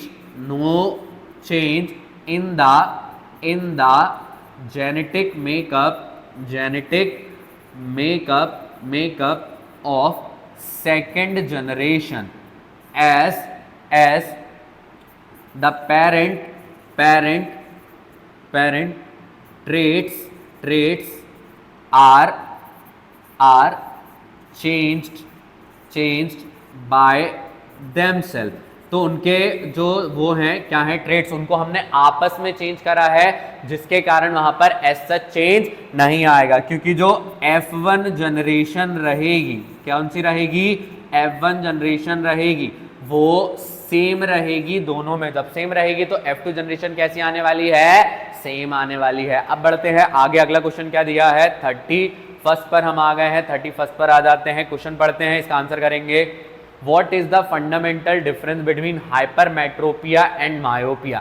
myopia में और हाइपरमेट्रोपिया में फर्क क्या होता है, मायोपिया में आपको क्या हो जाता है, दूर का दिखना बंद हो जाता है, हाइपरमेट्रोपिया में आपको पास का दिखना क्या हो जाता है, बंद हो जाता है। ये मेन डिफरेंस है मायोपिया और हाइपरमेट्रोपिया का, ये हम क्या कर देंगे, उसे बता देंगे in terms of optical experience. तो ऑप्टिकल एक्सपीरियंस में क्या होता है, मायोपिया वाला दूर का नहीं देख पाता है, हाइपरमेट्रोपिया वाला पास का नहीं देख पाता। तो ए का आंसर करेंगे हम, कौन सा कर रहे हैं, 31। तो यहां पर लिख लेते हैं 31 में हमें क्या बताया गया है कि जो मायोपिया है, तो हम क्या बताएंगे, जो मायोपिया रहता है उसमें जो पर्सन रहता है वो क्या कर सकता है, can see the near object but not able to see far away object लिख लेते हैं, फार अवे ऑब्जेक्ट क्लियरली। तो जो मायोपिया रहता है उसमें हम पास का तो देख पाते हैं बट दूर का नहीं देख पाते। और जो हाइपरमेट्रोपिया रहता है, क्या रहता है, हाइपरमेट्रोपिया रहता है, उसके अंदर क्या होता है, can C away object clearly. इसमें हम क्या कर सकते हैं, अवे जो ऑब्जेक्ट रहते हैं उन्हें क्लियर देख सकते हैं, but can not see near, यहां पर हम क्या नहीं सकते हैं, near by object clearly. But जो नियर बाय ऑब्जेक्ट रहते हैं उन्हें हम क्लियर तरीके से नहीं देख सकते। ये फंडामेंटल डिफरेंस है। अब 31 का ही बी वाला हमसे क्या कह रहा है, 31 का बी वाला देख लेते हैं। इन्होंने क्या बोला, द डायग्राम बिलो शोज, ये क्या कर रहा है, एक हमें डिफेक्ट शो कर रहा है। व्हाट इज द डिफेक्ट, तो यहां पर डिफेक्ट क्या है, यहां पर अगर ध्यान दिया जाए ये पास के ऑब्जेक्ट को नहीं देख पा रहा है। आप याद रखें मायोपिया में जो इमेज बनती है वो पहले बन जाती है, हाइपरमेट्रोपिया में बाद में जाके बनती। कहां पर बनती है? बाद में जाकर बनती है। तो ये कौन सा वाला कॉज है? हाइपरमेट्रोपिया। कौन सा वाला है? हाइपरमेट्रोपिया। तो यहां पर हम लिखेंगे जो कॉज आ रहा है वो कौन सा वाला है? हाइपरमेट्रोपिया। कौन सा वाला है? हाइपरमेट्रोपिया। आपको पास की चीजें क्लियर नहीं दिख रही हैं, लाइट बहुत देर में जाकर क्या हो रही है? कन्वर्ज हो रही। तो हमें कन्वर्जिंग लेंस लगाना पड़ेगा। कौन सा लेंस लगाना पड़ेगा? कन्वर्जिंग। तो क्या पूछा गया? स्टेट वन कॉस, यहां पर एक कॉस। तो यहां पर जो हमारी आई बॉल रहती है वो क्या हो जाती है? छोटी हो जाती है। तो जो आई बॉल है वो क्या हो जाती है? शॉर्टनिंग हो जाती है उनकी। जब आई बॉल की शॉर्टनिंग हो जाती है तो हम उसे नहीं देख पाते हैं। और क्या पूछा गया? इसको हम सही कैसे कर सकते हैं? क्या कर सकते हैं? Explain with the reason if a concave lens. अगर यहां पर हम कॉनकेव लेंस को लगा लें, अब ये बताओ कॉनकेव लेंस क्या करता है? डाइवर्ज करता है। ऑलरेडी लाइट बहुत देर तक क्या हो रही है? डाइवर्ज हो रही है, बल्कि हमें क्या करना है? जल्दी कन्वर्ज करना है। अगर यहां पर हम डाइवर्जिंग लेंस लगा देते हैं, if concave lens will be used, it will affect more the person as light will converge more later. तो यहां पर जो क्या रहती है हमारी रेज रहती हैं उनको कन्वर्ज होने में बहुत ज्यादा समय लग जाता है, जिसके कारण हम कॉनकेव लेंस को यूज नहीं करेंगे। तो हम क्या लिखते हैं? But if we use convex lens. यहां पर हम क्या लगाएं? Convex lens. ये क्या करेगी? It will help the person to clearly see और observe the nearby object। तो वो पर्सन क्या कर सकता है? आसानी से नियर बाय ऑब्जेक्ट को देख पाएगा, क्योंकि लाइट ऑलरेडी बहुत देर में जाके कन्वर्ज हो रही थी। तो जब हम कॉन्वेक्स लेंस लगाएंगे तो लाइट जल्दी से कन्वर्ज कर जाएगी, बट जब कॉनकेव लगा लेते हैं तो उसमें काफी ज्यादा समय लग जाता है, जिसके कारण हम उसको नहीं लगाते हैं। अब आ जाते हैं आगे। हमने 31 किया, 32 पर आ जाते हैं। 32 हमसे क्या कह रहा है? State the relationship between R of a wire to its length L. तो यहां पर हमें इनका क्या करना है? रिलेशन एक्सप्लेन करना है क्रॉस सेक्शनल एरिया के साथ। मैथमेटिकल सिंबल्स को क्या करना है? फाइनल फॉर्मूला तक लेकर आना है। यूजिंग फॉर्मूला और उससे क्या करना है? रेजिस्टिविटी को डिफाइन करना है। चलो सारी चीजें करेंगे। किस किस के बीच में रिलेशन बताएंगे? रेजिस्टेंस और लेंथ। किसके बीच में बताएंगे? रेजिस्टेंस और लेंथ के बीच में हम वहां पर बताएंगे। तो हम आ गए हैं, क्वेश्चन नंबर कौन सा है? क्वेश्चन नंबर है हमारा 32। कौन सा क्वेश्चन नंबर है हमारा? 32।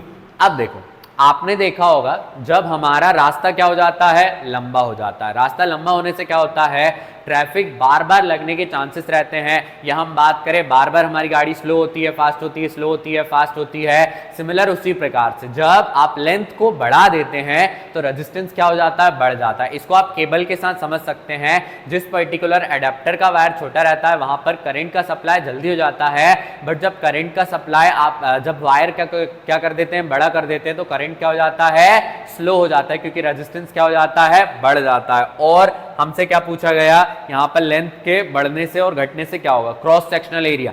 जब रास्ता बड़ा हो जाए, रास्ता क्या हो जाए? बड़ा हो जाए, तो हम आसानी से क्या कर सकते हैं? अलग अलग एरिया से निकल सकते हैं। रास्ता छोटा हो जाए तो उसकी वजह से रेजिस्टेंस क्या हो जाता है? बढ़ जाता है।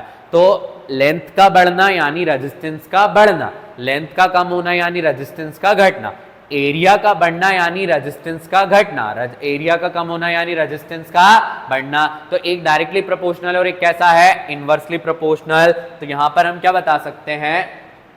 आर जो रहता है वो डायरेक्टली प्रोपोर्शनल रहता है एल के। क्या रहता है? एल के। यहां पर रीजन क्या लिख सकते हैं? Longer the length larger the resistance, यहां पर रेजिस्टेंस भी क्या हो जाता है, बड़ा।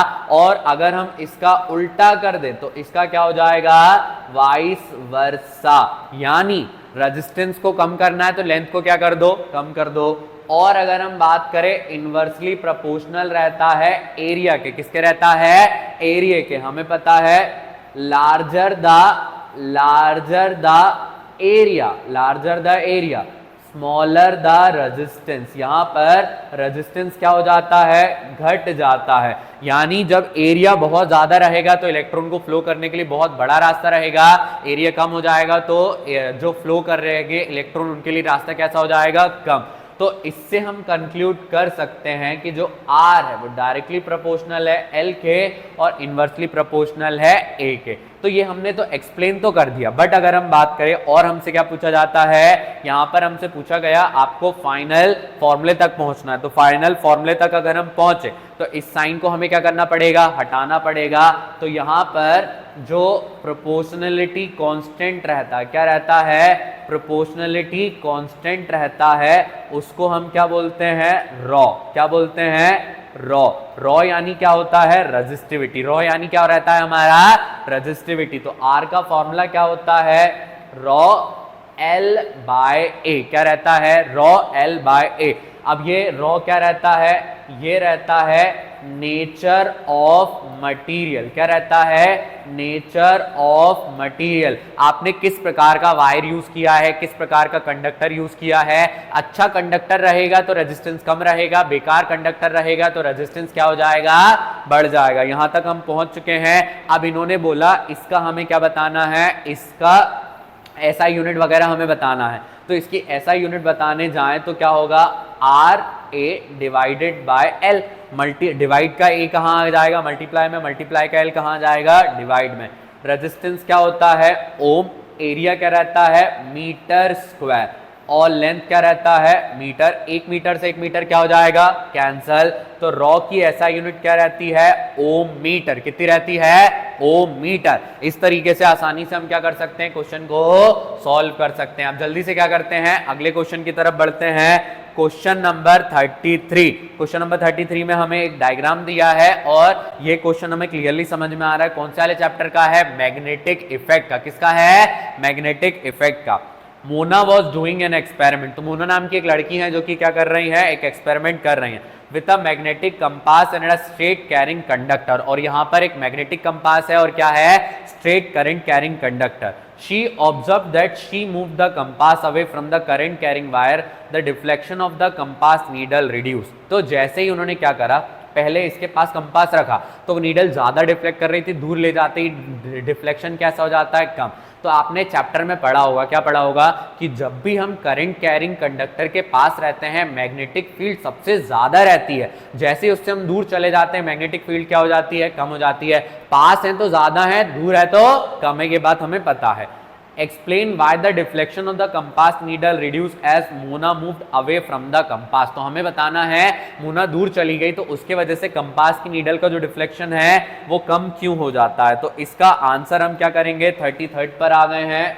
33 है ना हमारा, हाँ 33 हम कर रहे हैं। 33 में हमें क्या पता है, मैग्नेटिक फील्ड और effect of magnetic effect of current is higher near the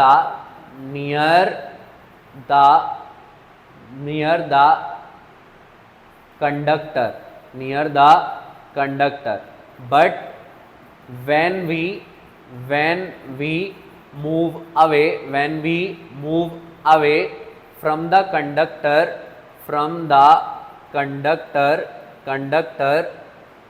the effect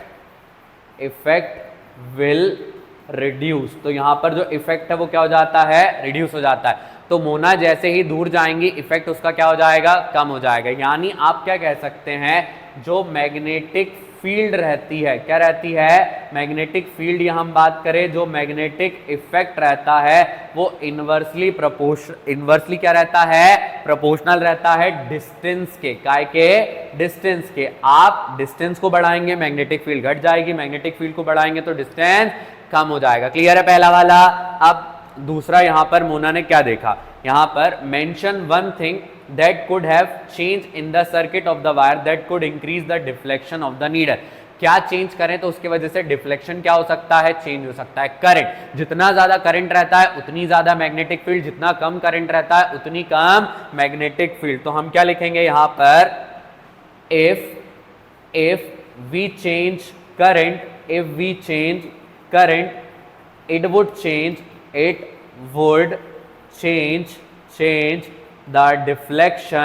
the deflection of the needle।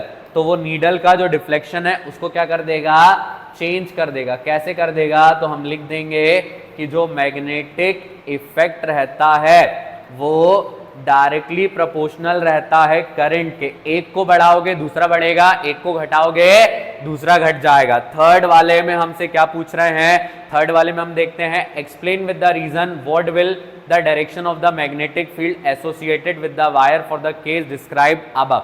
यहां पर करंट का जो मैग्नेटिक फील्ड है उसका डायरेक्शन क्या होगा। तो आपने याद करो राइट हैंड थंब रूल पढ़ा होगा, वहां पर हम क्या करते हैं, थंब को करंट के डायरेक्शन में करते हैं, तो जो हमारी फिंगर्स रहती हैं वो क्या करती हैं, मैग्नेटिक फील्ड का डायरेक्शन शो करती हैं। और यहां पर क्या पूछा गया, डायरेक्शन को आप कैसे करेंगे, करंट का डायरेक्शन बदलने पर मैग्नेटिक फील्ड भी क्या हो जाती है, बदल जाती है। तो यहां पर हम क्या लिखेंगे, ये इसका फर्स्ट है, ये इसका सेकंड है, इसी का थर्ड वाले में हमसे क्या पूछा, current describe the direction of magnetic field. जो करंट रहता है वो मैग्नेटिक फील्ड के डायरेक्शन को क्या करता है, डिसाइड करता है। तो और कैसे करता है, राइट हैंड थंब रूल से। किससे करता है, राइट हैंड थंब रूल से। तो आप जिस भी डायरेक्शन में करंट को पास करते हैं उस डायरेक्शन में आपको क्या करना है, आपके थंब को कर लेना है, तो उससे पता चल जाएगा कौन सा डायरेक्शन है। जैसे ऊपर जा रही है तो मैग्नेटिक फील्ड अंदर की ओर घूम के आ रही है, जब नीचे जाएगी तो वो कहां चली जाएगी, बाहर चली जाएगी। इस साइड करें तो वो दूसरे डायरेक्शन में चली जाएगी, यहां करें तो वो अपना डायरेक्शन चेंज कर लेगी। तो इस तरीके से आपको आंसर, हम आ गए थे क्वेश्चन नंबर 34 पर। अब सबसे पहले हमें क्या करना है, क्वेश्चन को रीड कर लेना है। Kirti thinks that substitution reaction occurs in saturated hydrocarbon. तो जो कीर्ति है उसको ऐसा लगता है कि जो सब्स्टिट्यूशन है वो कौन से हाइड्रोकार्बन में होता है, सैचुरेटेड में। किस में होता है, सैचुरेटेड में। तो हम लिख लेते हैं कीर्ति क्या कहती है कि जो सब्स्टिट्यूशन रिएक्शन है, कौन सा रिएक्शन है, सब्स्टिट्यूशन रिएक्शन है, वो किसके अंदर होता है, वो होता है सैचुरेटेड हाइड्रोकार्बन में। किस में होता है, सैचुरेटेड हाइड्रोकार्बन में। अब आगे पढ़ते हैं, ऑन द कॉन्ट्ररी कृषि things it occurs in unsaturated hydrocarbon. But इसकी जो दोस्त है कृषि, ये क्या सोचती है, इसका मानना ऐसा है कि जो सब्स्टिट्यूशन है, क्या है, सब्स्टिट्यूशन है, वो किसके अंदर होता है, वो होता है अनसैचुरेटेड के अंदर। किसके अंदर होता है, अनसैचुरेटेड के अंदर। अब क्या बोलते हैं आगे, justify with valid reasoning whose thinking is correct. हमसे पूछा जाता है इन दोनों में से करेक्ट कौन है। अब आपने पढ़ा होगा कि जो हमारे कौन से हाइड्रोकार्बन रहते हैं, सैचुरेटेड हाइड्रोकार्बन रहते हैं, उनके पास जो नंबर ऑफ हाइड्रोजन रहते हैं वो सफिशिएंट रहते हैं। कैसे रहते हैं, सफिशिएंट रहते हैं। सफिशिएंट रहने के कारण वहां पर वो केवल और केवल सब्स्टिट्यूशन कर पाते हैं। यानी इन दोनों में कौन करेक्ट है, कीर्ति करेक्ट है। बट कृषि गलत कहां पर है, कृषि का मानना ऐसा है अनसैचुरेटेड सब्स्टिट्यूशन करते हैं, बट नहीं, वहां पर नंबर ऑफ हाइड्रोजन हमेशा कम रहते हैं जिसके कारण उन्हें पहले एडिशन रिएक्शन करना पड़ता है। तो हम क्या बोलेंगे, therefore Kirti is correct, Kirti is correct as the number of hydrogen atom in saturated hydrocarbon is sufficient. हमें पता है कि जो सैचुरेटेड हाइड्रोकार्बन रहते हैं उनके अंदर जो नंबर ऑफ हाइड्रोजन रहते हैं वो सफिशिएंट रहते हैं, जिसके कारण अगर उन्हें क्या करना है, किसी को भी हटाना है तो वहां पर सब्स्टिट्यूशन करना पड़ता है। क्या करना पड़ता है? सब्स्टिट्यूशन करना पड़ता है। तो यहां पर हम क्या कर सकते हैं, if they wanted to add any element they must substitute hydrogen. तो उन्हें क्या करना पड़ता है, हाइड्रोजन को वहां पर हटाना पड़ता है। हाइड्रोजन को क्या करना पड़ता है, हटाना पड़ता है। जैसे अगर आप देखें ये हमारा क्या है, मीथेन। ये क्या है हमारा, मीथेन। अब मीथेन में अगर हम ध्यान दें, कार्बन सिंगल बॉन्ड से क्या है, अटैच्ड है। अगर इसके साथ हमें क्या करना है, क्लोरीन को ऐड करना है, तो क्लोरीन का एक पर्टिकुलर मॉलिक्यूल कहां पर, एक पर्टिकुलर एलिमेंट कहां पर आ जाएगा, हाइड्रोजन को रिप्लेस करेगा और हाइड्रोजन कहां चला जाएगा, वहां पर। तो ये क्या बना लेगा, ये बना लेगा यहां पर अगर हम देखें H और ये आ गया Cl। तो एक Cl ने हाइड्रोजन को क्या कर दिया, सब्स्टिट्यूट कर दिया, और बचा हुआ हाइड्रोजन क्लोरीन के साथ ऐड होकर क्या बना लेगा, HCl। तो कीर्ति करेक्ट है। कीर्ति करेक्ट क्यों है, क्योंकि हाइड्रोजन जो रहते हैं सैचुरेटेड हाइड्रोकार्बन के पास वो सफिशिएंट रहते हैं। बट जब हम क्या लेते हैं, अनसैचुरेटेड लेते तो दो कार्बन के बीच में डबल बॉन्ड या कौन सा वाला लेते, अल्काइन ग्रुप वाला लेते, तो वहां पर ट्रिपल बॉन्ड बनते। तो वहां पर आप एक बॉन्ड हटाकर क्या कर सकते हैं, नंबर ऑफ हाइड्रोजन को या किसी और एलिमेंट को ऐड कर सकते हैं। तो यहां पर कीर्ति कौन है, करेक्ट है। तो पहला स्टेटमेंट कंप्लीट हुआ। अब दूसरा पढ़ते हैं। A mixture of methane and propane and their isomers are used as fuel। तो यहां पर आपको याद होगा कि जो हमारे क्या रहते हैं, सैचुरेटेड हाइड्रोकार्बन रहते हैं और अनसैचुरेटेड हाइड्रोकार्बन रहते हैं, उनको हम कंबशन कर सकते हैं। कंबशन यानी उन्हें बर्न कर कर हीट और लाइट एनर्जी ले सकते हैं। यानी जो मीथेन है और प्रोपेन है, इसको हम क्या कर सकते हैं, फ्यूल की तरह यूज कर सकते हैं। अब आगे पढ़ते हैं। Draw the electron dot structure of the immediate lower homologue of propane. Propane के बाद जो उसका अगला होमोलॉग है उसका हमें क्या करना है, स्ट्रक्चर ड्रॉ करना है। ठीक है, हम करते हैं। उसकी दो कैरेक्टरिस्टिक बताना। तो चलो 34th का हम कौन सा कर रहे हैं, सेकंड वाला पार्ट कर रहे हैं। तो यहां पर हम लिखते हैं 34th का फर्स्ट का, किसका, फर्स्ट का हम सेकंड वाला पार्ट सॉल्व कर रहे हैं। 34th का फर्स्ट का क्या कर रहे हैं, सेकंड वाला पार्ट सॉल्व कर रहे हैं। अब यहां पर हमसे क्या पूछा गया था कि मीथेन और प्रोपेन वहां पर फ्यूल की तरह क्यों यूज करे जाते। तो हम लिखेंगे methane and propane are used as they can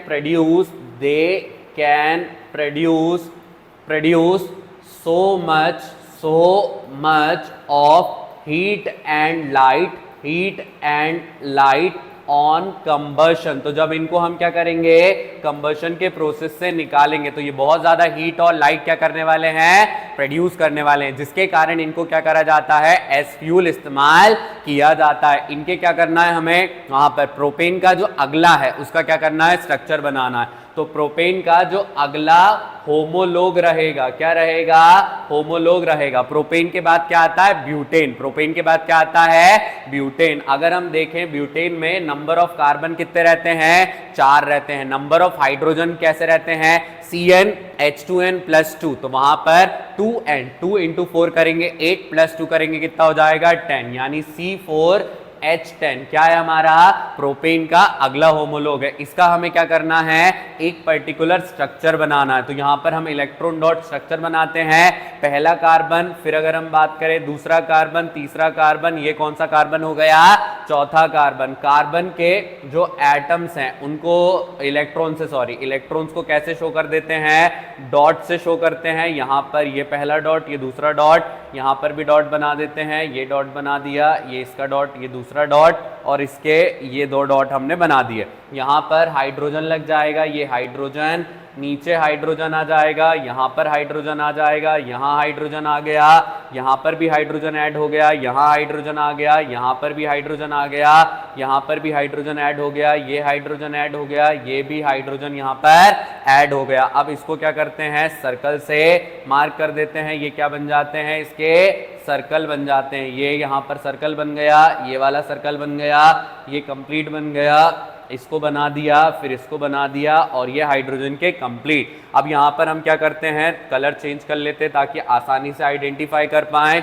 यहाँ पर इस कार्बन के साथ ये पेन चेंज स्मॉलर टिपिकली है। देखो तो यहाँ पर अगर हम बात करें, ये बना लिया इसने अपना पहला, ये दूसरा वाला बनाएगा, दूसरा वाला बनाएगा, यहाँ पर ये दूसरा वाला बन गया, तीसरे वाले का बनाते हैं, तीसरा वाला बनेगा यहाँ से, ये बन गया यहाँ पर, फिर अगर हम बात करें लास्ट वाला बनेगा यहाँ से, ये बन गया लास्ट। तो ये क्या बन गया हमारा, ये बन गया स्ट्रक्चर ऑफ ब्यूटेन। क्या बन गया ये हमारा, स्ट्रक्चर ऑफ ब्यूटेन। अब और क्या पूछा था हमसे वो देख लेते हैं हम यहाँ पर।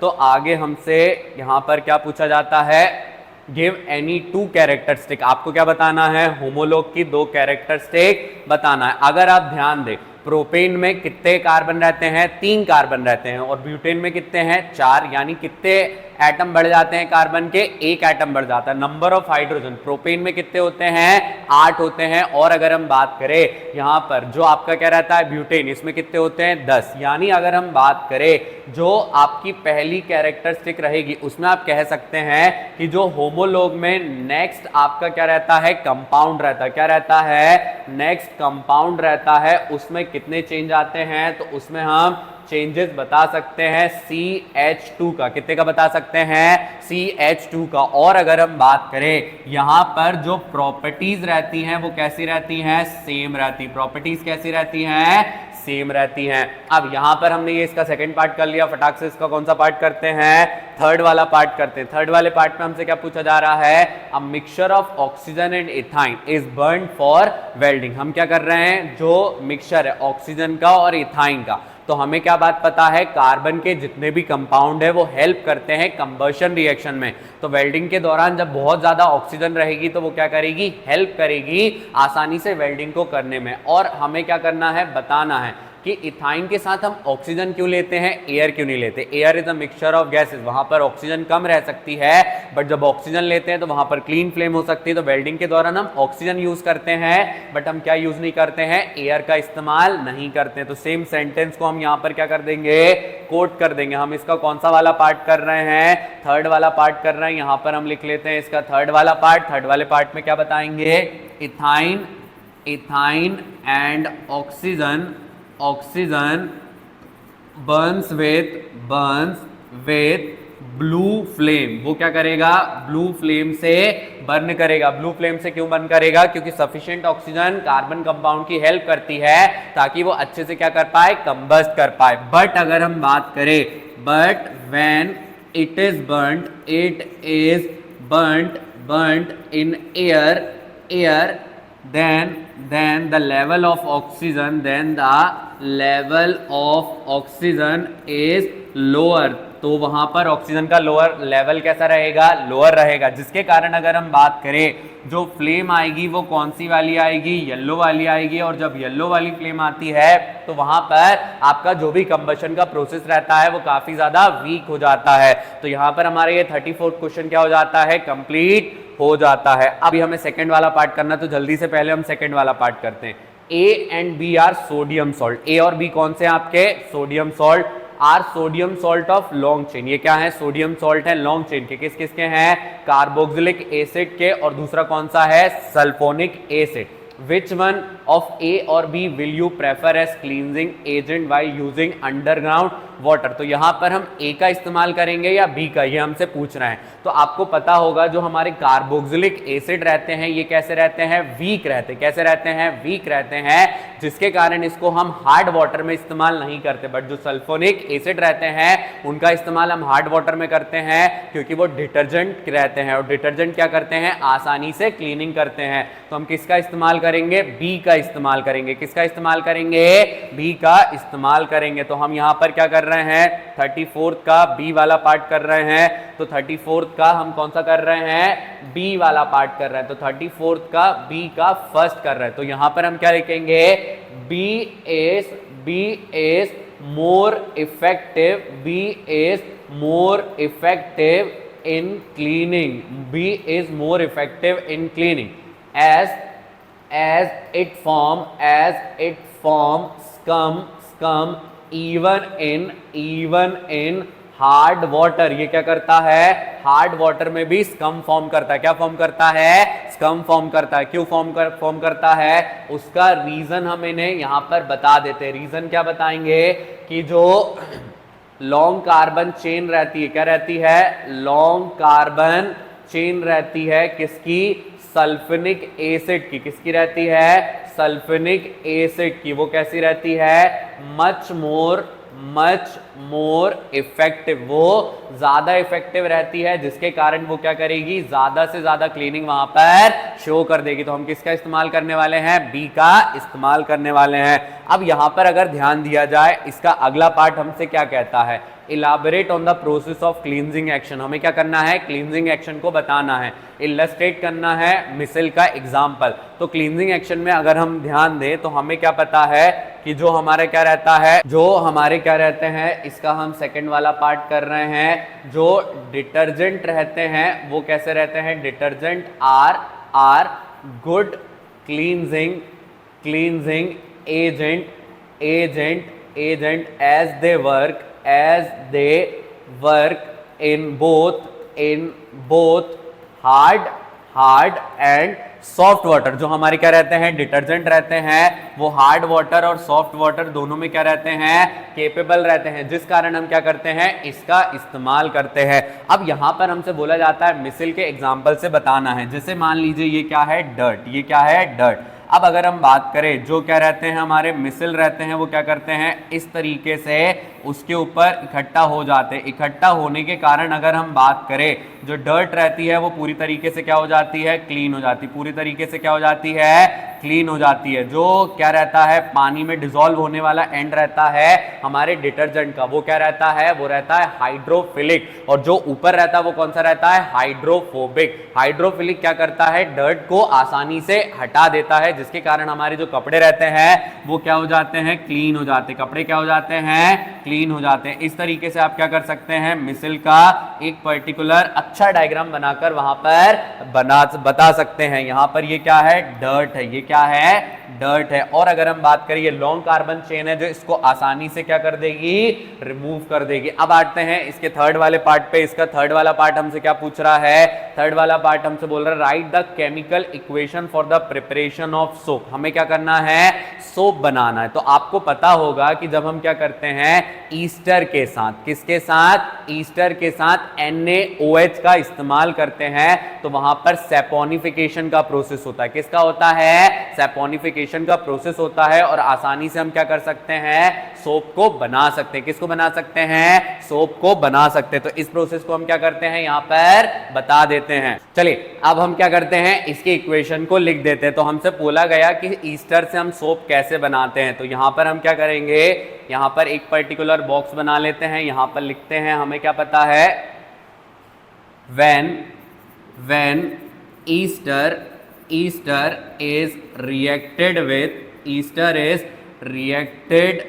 with NaOH। NaOH क्या रहता है हमारा, सोडियम हाइड्रो ऑक्साइड। तो ये क्या फॉर्म करता है, इट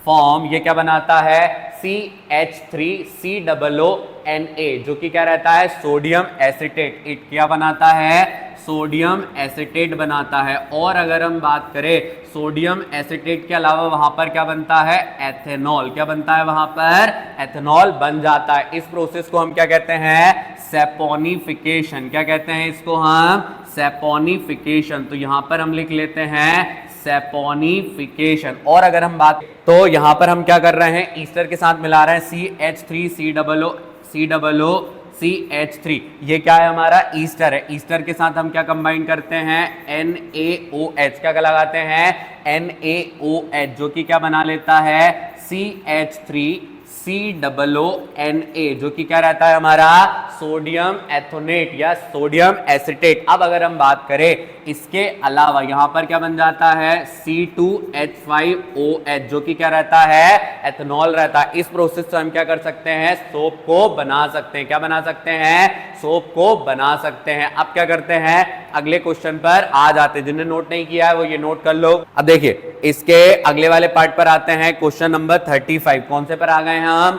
क्वेश्चन नंबर 35। अब अगर यहां पर ध्यान दिया जाए 35 में क्या कह रहे हैं, the image below shows a banana plant which is growing with the help of suckers.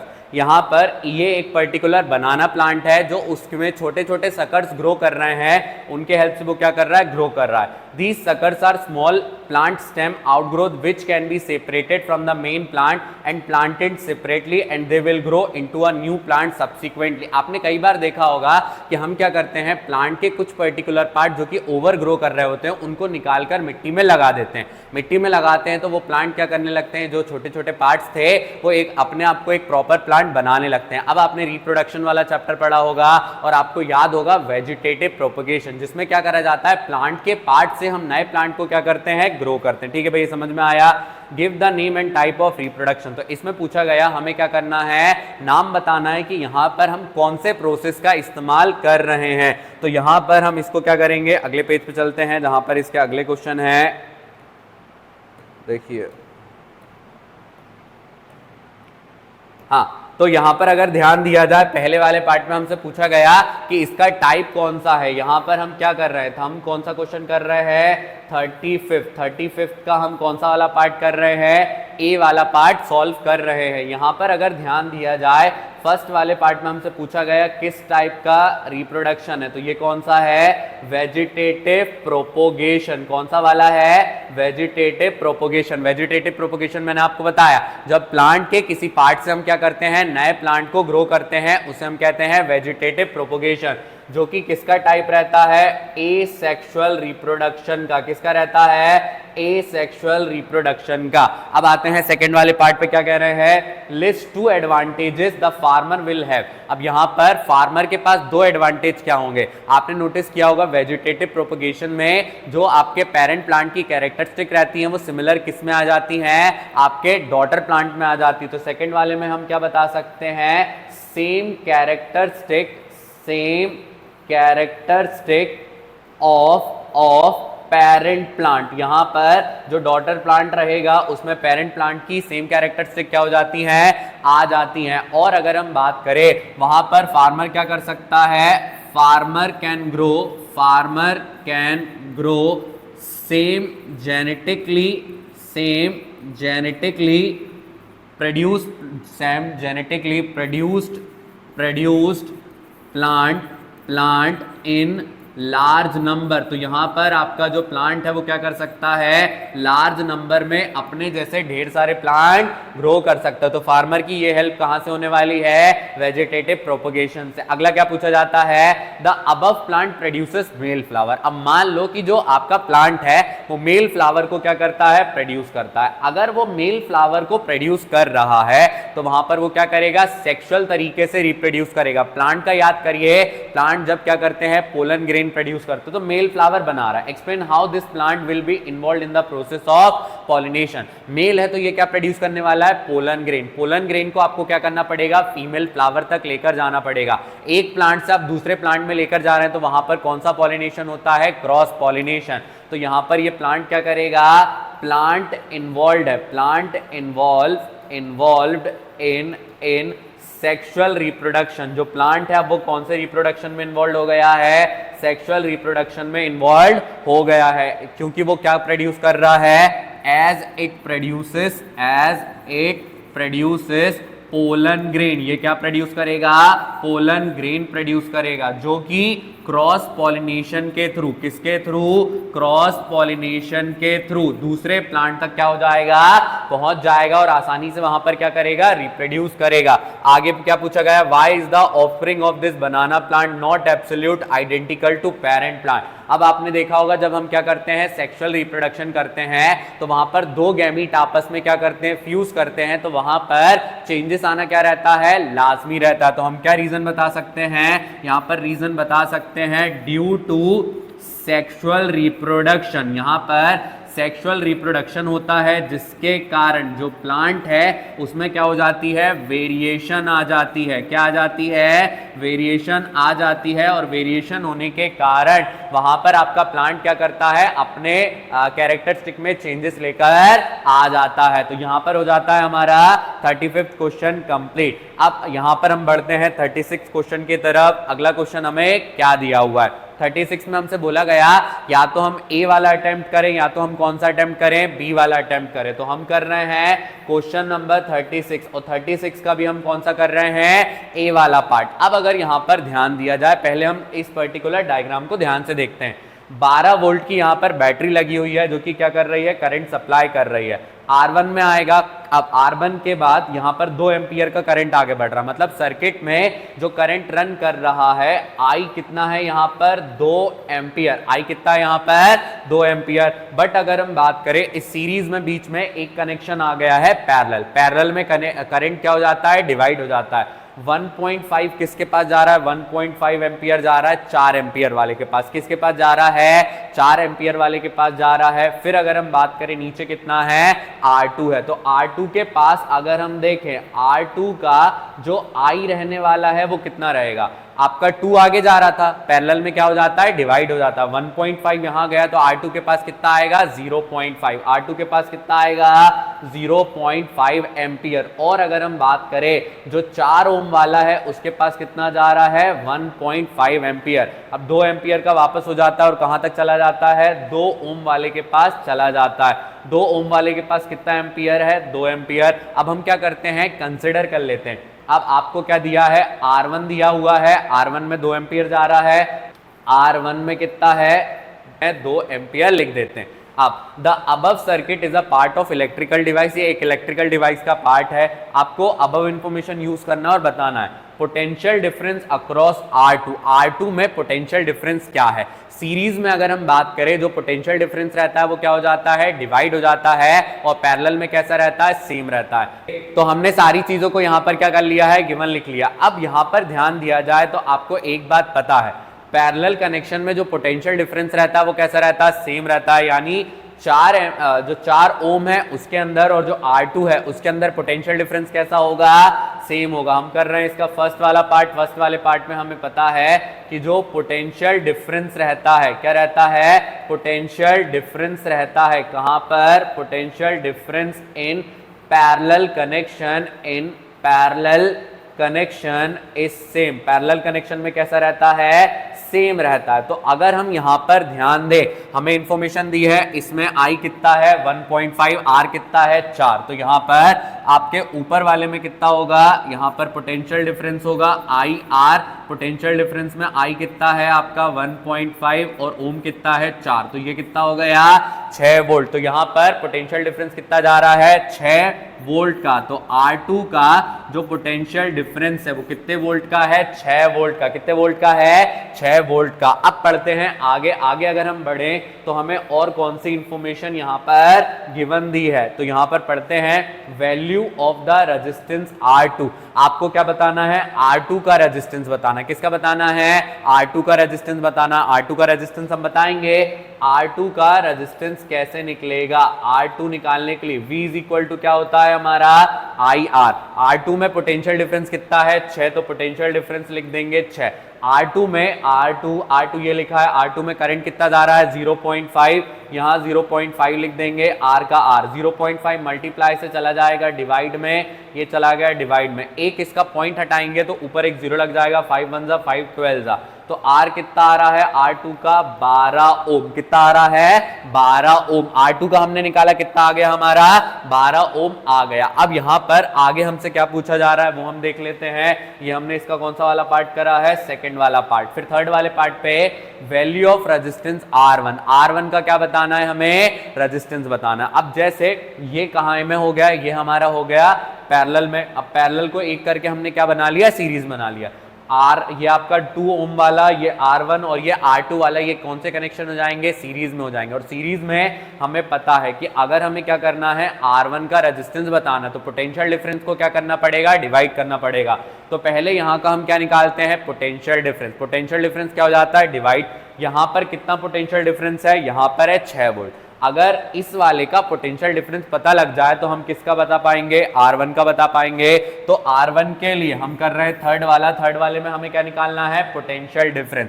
Potential difference निकालने जाए तो V इज इक्वल टू क्या होता है, IR। अगर आप यहां पर ध्यान दें 2 एम्पियर का करंट है और कितना आपका रेजिस्टेंस है यहां पर 2 ओम का, तो ये कितना हो जाएगा आपका पोटेंशियल डिफरेंस निकाल रहे हैं हम, इसका I है इसका 2 और ये है 2, 2 2 सा कितना हो जाएगा 4। तो यहां पर वोल्ट कितना है 4, टोटल पोटेंशियल डिफरेंस है 12, जिसमें से ये कितना ले रहा है 4 और जो बीच वाला ये कितना ले रहा है 6, तो ये वाला कितना लेगा आपका 2 लेगा, कितना लेगा 2 लेगा। तो यहां पर हम किसका निकाल रहे हैं, V निकाल रहे हैं R1 का, किसका निकाल रहे हैं R1 का। तो आपका टोटल कितना है 12, टोटल कितना है 12, पैरेलल वालों ने ले लिया 6, इसने ले लिया 4, तो इसके पास कितना बचता है 2 वोल्ट, कितना बचता है 2 वोल्ट। अब यहां पर अगर ध्यान दिया जाए करंट तो इसका 2 एम्पियर का है, रेजिस्टेंस हमें निकालना है, R का फॉर्मूला लगाएंगे, R इज इक्वल टू क्या होगा V बाय I, V कितना है 2 और करंट है 2, तो ये कितना हो जाएगा 1 ओम, कितना हो जाएगा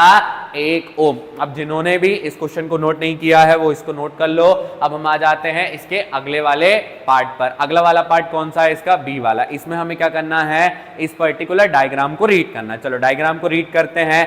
As shown in the given figure above, A and B are two lamp। यहां पर अगर ध्यान दिया जाए A और B क्या है, हमारे 2 लैंप है। और ध्यान से अगर हम देखें दोनों के दोनों एक दूसरे के साथ कौन से कनेक्शन में है, पैरेलल कनेक्शन में। अब lamp A is rated 12 volt, A वाला जो है वो कितने वोल्ट पे चल रहा है, 12 वोल्ट पे कितना पावर ले रहा है, 24 वॉट का। कितने वॉट का, 24 वॉट का। V वाला क्या कर रहा है, 6 वोल्ट पे चल रहा है। When lamps B operate at its rated voltage, the current in its 3 ampere. तो यहां पर B क्या करता है, अगर अपने 6 वोल्ट पे चलता है तो वो अपनी पावर एक प्रोड्यूस करता होगा। और अगर हम बात करें वो कितना करंट यूज कर रहा है, 3 एम्पियर का। The values of R1 and R2 are chosen so that both lamps operate at their voltage. हमें क्या करना है, ऐसी वैल्यूज बताना है जिसमें ये कि दोनों क्या कर पाए, अपनी पावर पर वर्क कर पाए। ठीक है, हम बताएंगे। कैलकुलेट करना है करंट कितना है लैंप A में। तो सबसे पहले हमें क्या करना पड़ेगा, गिवन इन्फॉर्मेशन लिखना पड़ेगा।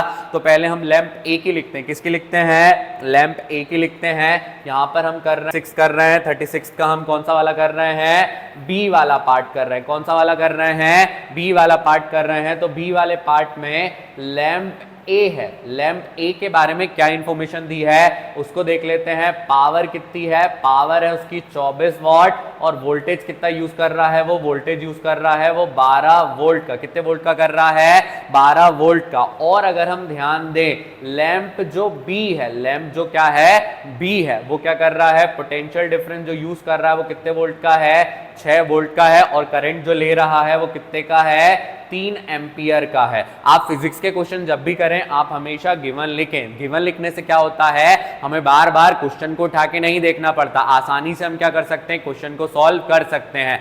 जिनको अगर डाउट है न्यूमेरिकल कैसे हो रहे हैं तो 2 वीडियोस हैं चैनल पे, जल्दी से जाके उनको देखो। इलेक्ट्रिसिटी और लाइट के न्यूमेरिकल आपको पूरी तरीके से क्लियर हो जाएंगे। चलो वापस आ जाते हैं क्वेश्चन पर। क्वेश्चन में अगर हम ध्यान दें फर्स्ट वाला पार्ट इसका क्या कह रहे हैं, क्या पूछ रहे हैं हमसे पूछा गया calculate the current in lamp A. Lamp A में क्या बताना है, करंट बताना है। ठीक है, हम करंट बताएंगे। लैंप ए में बताएंगे तो लैंप ए में पावर दिया है तो पावर इज इक्वल टू क्या होता है, VI।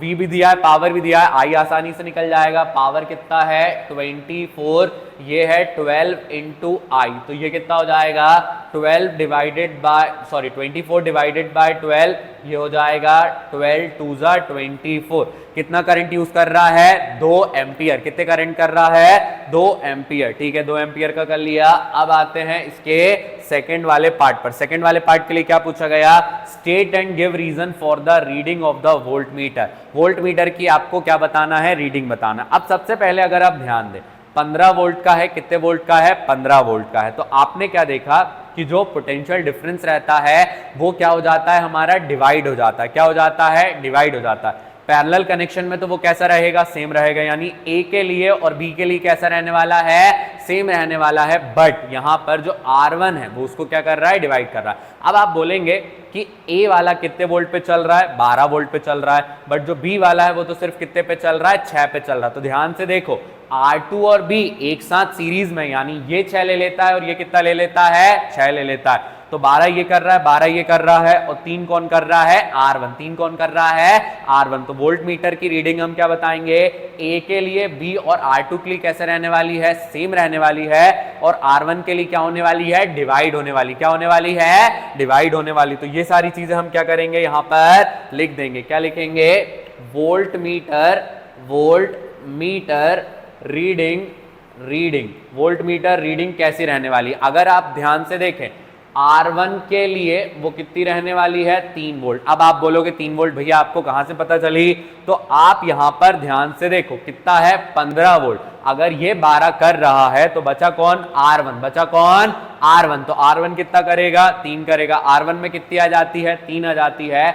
जो आपका R1 है ये सीरीज में है, R1 किसके में है, सीरीज में है, किसके साथ, R1 इज, ये R1 है जो कि किसके साथ है, is in series with parallel connection of जो R1 है हमारा 3 वोल्ट वाला, वो पैरेलल कनेक्शन में है किसके साथ, आपका जो पैरेलल कनेक्शन है A का किसके साथ है, A का है B और R2 के साथ, किसके साथ है, B और R2 के साथ। A कितने वोल्ट ले रहा है, A ले रहा है 12 वोल्ट, A कितना ले रहा है, 12 वोल्ट। और अगर हम बात करें ये पैरेलल कनेक्शन में है किसके साथ है, B के और R2 के साथ, किसके साथ है, B और R2 के साथ। और दोनों यहां पर कितना वोल्ट लेंगे मिलकर, 12 वोल्ट लेंगे, कितना वोल्ट लेंगे, 12 वोल्ट लेंगे। तो यहां से हमने क्या क्या निकाला, यहां से निकाला कि R1 हमारा 3 वोल्ट कर रहा है, कितना कर रहा है, 3। कैसे पता लगा, टोटल 15 है, जब पैरेलल कनेक्शन वाले 12 कर रहे हैं तो ये कितना करेगा, बचा हुआ 3 करेगा। हमने निकाला ए वाला कितना कर रहा है, 12 वोल्ट। बी का क्वेश्चन में दिया हुआ है 6 वोल्ट, तो 12 और B और R2 कैसे हैं, पैरेलल में है तो सेम करेंगे। तो B R2 के पास कितना बचेगा, R2 के पास बचेगा 6 वोल्ट, कितना वोल्ट बचेगा, 6 वोल्ट। तो यहां पर हमने क्या करा, इसको ब्रेक कर लिया। अब आगे अगर हम पढ़ें कैलकुलेट द रेजिस्टेंस, R2 का क्या निकालना है, रेजिस्टेंस। तो अब हमें क्या निकालना है, R2 का रेजिस्टेंस निकालना है। किसका रेजिस्टेंस निकालना है, R2 का रेजिस्टेंस। हमसे बोला जा रहा है R2 का रेजिस्टेंस निकालो। अब अगर हम ध्यान दें B और R2 कैसे हैं, सीरीज में, B और R2 कैसे हैं, सीरीज में हैं। R2 का हमें क्या पता है, पोटेंशियल डिफरेंस पता है। अगर करंट पता लग जाए तो R निकालना बहुत ज्यादा आसान है। तो B और R2 हमारे सीरीज में है, सीरीज में जो करंट फ्लो करता है वो कैसा रहता है, सेम। क्या हमारे पास B का करंट है, देख लेते हैं B का करंट है क्या हमारे पास। तो B वाले लैंप में करंट हमें गिवन दिया है, यानी जो R2 का, हम इसका थर्ड वाला पार्ट कर रहे हैं, R2 के अंदर करंट फ्लो कर रहा है, R2 के अंदर करंट फ्लो कर रहा है, वो कितना करेगा, 3 एम्पियर। 3 एम्पियर में कैसे बता रहा हूं, जो B था आपका, B और R2 सीरीज में है, सीरीज में करंट कैसा रहता है, सेम रहता है। करंट सेम रहने के कारण वहां पर हम क्या ले लेते हैं, 3। इसका अगर हम ध्यान दें वोल्टेज कितना है, R2 का वोल्टेज कितना है, R2 का है 6, कितना है, R2 का 6 है। अब यहां पर अगर ध्यान दिया जाए R2 में आ गया 6, तो V इज इक्वल टू क्या होता है, V इज इक्वल टू होता है IR। V is equal to क्या होता है, IR। V कितना है 6, I है 3 इंटू R। 3 1 जा 3 2 जा, R कितना आ जाएगा, 2 ओम। कितना आ जाएगा, 2 ओम। अब बढ़ते हैं इसके लास्ट वाले पार्ट पे। इसका लास्ट वाला पार्ट क्या है, find the value of resistance of R1। R1 का क्या बताना है, रेजिस्टेंस बताना है। R1 का रेजिस्टेंस हम कैसे बताएंगे, सबसे पहले हमें पता रहना चाहिए टोटल करंट। R1 का हमें क्या बताना है, रेजिस्टेंस। तो रेजिस्टेंस के लिए अगर ध्यान दिया जाए, यहां पर जो टोटल करंट फ्लो कर रहा है अगर वो आ जाए तो हम क्या कर सकते हैं, आसानी से बता सकते हैं कि कितना यहां पर आपका क्या हो रहा है, चल रहा है। R1 से करंट आया, आपके A वाले में R1 से करंट आया। जैसे अगर मैं आपको बताऊं कहां से, R1 से करंट आया, A और B में क्या हो जाता है, डिवाइड हो जाता है। A के पास 2 जा रहा है, इन दोनों के पास कितना आ रहा है, 3। तो टोटल करंट कितना फ्लो कर रहा है, 5। कितना कर रहा है, 5। तो हम क्या लिख सकते हैं, यहां पर फोर्थ वाला पार्ट कर रहे हैं, टोटल करंट। टोटल करंट कितना है, 2 + 3। 2 + 3 कितना हो गया, 5 एम्पियर। अब अगर ध्यान दिया जाए R1 का पोटेंशियल डिफरेंस, R1 का जो पोटेंशियल डिफरेंस है वो कितना है, 3 वोल्ट। कितना है, 3 वोल्ट। तो यहां पर R इज इक्वल टू क्या आएगा V बाय आई, कितना आएगा V by I 3 divided by 5, 3 divided by 5 कितना होगा 0.6 ओम, कितना आ जाएगा 0.6 ओम। और ये क्वेश्चन हमारे यहां पर क्या हो जाता है कंप्लीट। हमने 36 का ए भी कर लिया, हमने 36 का बी भी कर लिया। अब जल्दी से क्या करते हैं आगे बढ़ते हैं, अगले क्वेश्चन पर आते हैं। अगला क्वेश्चन है हमारा क्वेश्चन नंबर 37। कौन सा वाला है 37। हमें यहां पर क्या करना है एक ही क्वेश्चन को अटेम्प्ट करना है। जल्दी से हम लिख लेते हैं क्वेश्चन नंबर 37। एनर्जी बनाए रखना है। जल्दी से हम क्या करेंगे इस क्वेश्चन को कंप्लीट करते हैं, फटाक से पेपर कंप्लीट करते हैं और आप जल्दी जल्दी प्रिपरेशन करते रहिए। अब यहां पर ध्यान से देखो A प्लस H2O, A और H2O को हम क्या कर रहे हैं इलेक्ट्रोलाइसिस करवा रहे हैं, कॉस्टिक सोडा बनता है। कॉस्टिक सोडा आपने एसिड बेस वाला चैप्टर पढ़ा होगा, जब हम ब्राइन सोल्यूशन लेते हैं, देखो H2O भी है तो यहां पर हम क्या ले रहे हैं ब्राइन सोल्यूशन। ब्राइन सोल्यूशन कैसे बनता है नमक वाले पानी से, यानी जो A है क्या है हमारा A है वो क्या है हमारा A है हमारा ब्राइन सोल्यूशन। क्या है हमारा ब्राइन सोल्यूशन। अब ब्राइन सोल्यूशन कैसे बनता है, ब्राइन सोल्यूशन बनता है NaCl से। कैसे बनता है NaCl से। NaCl का जब इलेक्ट्रोलाइसिस करवाया जाता है कॉस्टिक सोडा बनता है। कॉस्टिक सोडा है X। कॉस्टिक सोडा क्या होता है हमारा NaOH। NaOH क्या रहता है हमारा NaOH को हम बोलते हैं सोडियम हाइड्रो ऑक्साइड। क्या बोलते हैं सोडियम हाइड्रो ऑक्साइड। ये सोडियम हाइड्रोक्साइड बन गया Y। Y आपका एनोड पर आ रहा है। एनोड पर आपके कौन से वाले आता है एनोड पर आता है हमारा Cl। एनोड पर क्या आता है हमारा Cl। तो यहां पर हम क्या लिखेंगे एनोड यानी Y। Y पर क्या आ जाता है हमारा Cl जो कि क्या है क्लोरीन गैस। कौन सी वाली गैस है हमारी क्लोरीन गैस है। और कैथोड पर क्या आ जाएगा हमारा कैथोड पर आ जाएगा हमारा H2। क्या आ जाएगा H2। तो यहां पर Z जो है वो क्या है हमारा H2 है। आप आइडेंटिफाई करने के लिए इसको क्या कर सकते हैं चेक भी कर सकते हैं। जैसे अगर आप मोल्टन स्टेट में A को लेते हैं, क्या लेते हैं मोल्टन स्टेट में A आपका क्या है NaCl। NaCl को जब मोल्टन स्टेट में लिया उसका इलेक्ट्रोलाइसिस करवाया तो मेटल M मिला और Y हमें क्या मिला एनोड पर। Y कहां मिला एनोड पर। Y क्या है हमारा Cl। NaCl को आप ब्रेक करते हैं Na बनता है Cl बनता है, यानी जो M है हमारा M क्या है हमारा M है हमारा Na जो कि क्या है सोडियम मेटल। कौन सा वाला मेटल है हमारा सोडियम मेटल। आपका सोडियम मेटल बनता है, सोडियम के साथ क्या रिलीज हो जाएगा क्लोरीन गैस। Y हमारी क्लोरीन गैस है, हमने लिख लिया। अब बढ़ते हैं आगे।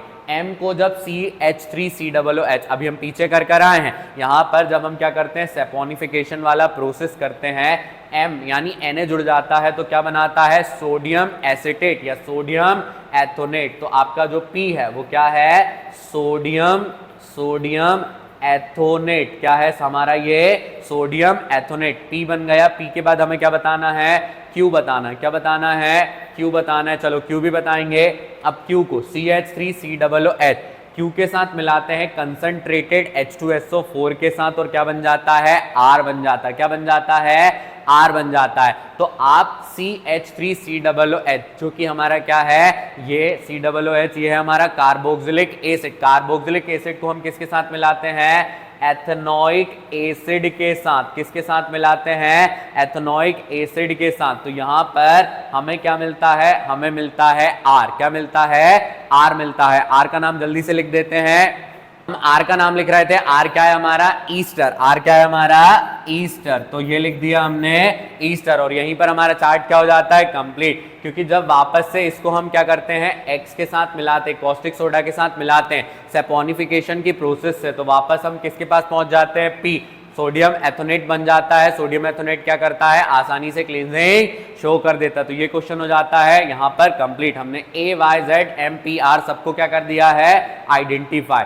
C B और C को देखना है improvise an activity to test Z। आपको Z को टेस्ट करना है। तो Z को जब आप टेस्ट करते हैं तो आप क्या करते हैं जो मैच स्टिक रहती है क्या रहती है आपकी मैच स्टिक रहती है उसको क्या करते हैं बर्न करते हैं। तो वहां पर आपकी जो गैस रहती है वो कौन सा वाला साउंड प्रोड्यूस करती है पॉप साउंड। कौन सा करती है पॉप साउंड। तो हम क्या कर सकते हैं अगर हमें H2 गैस का पता लगाना है जलती हुई मैच स्टिक को लाकर वहां पर पॉप साउंड से पता लगा सकते हैं कि वहां पर H2 गैस क्या हो रही है प्रोड्यूस हो रही है। अब बढ़ते हैं अगले वाले पर C।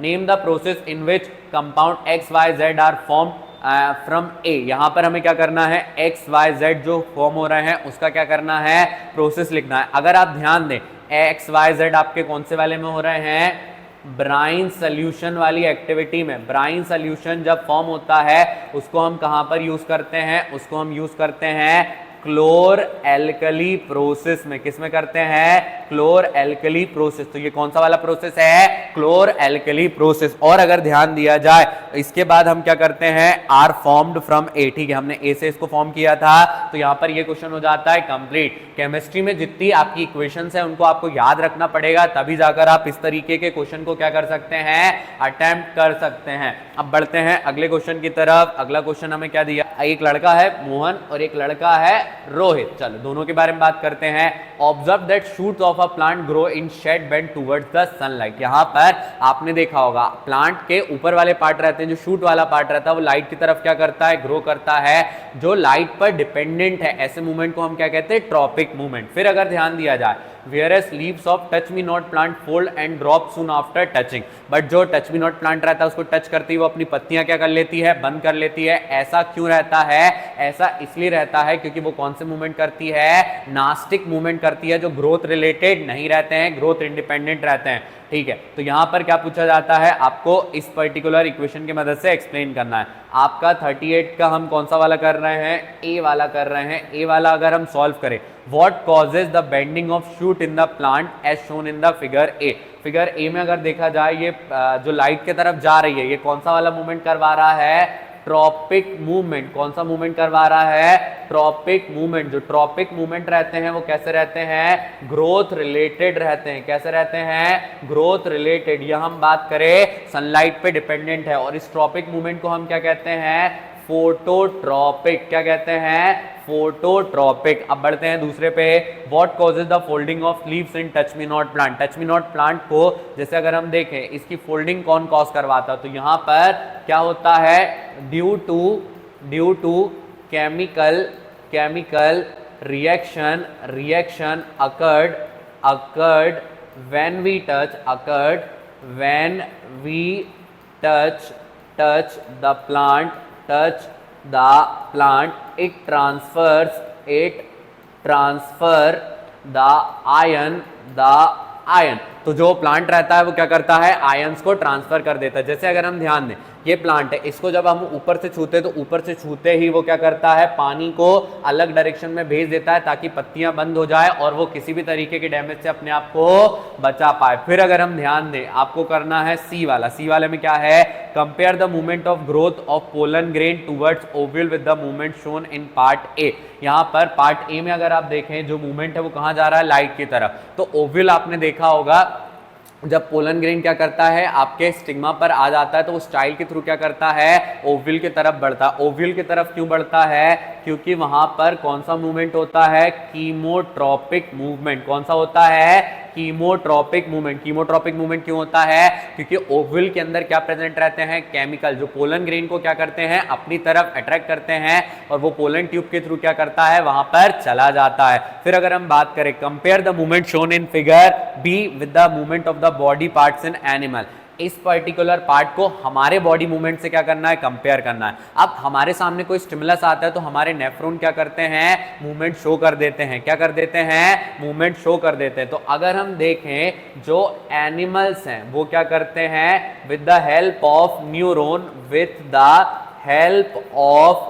हम क्या करते हैं, न्यूरॉन से, with the help of neuron we act upon certain stimulus. तो हम क्या करते हैं, सर्टन स्टिमुलस की तरफ एक्ट कर देते हैं। बट अगर हम बात करें, but plant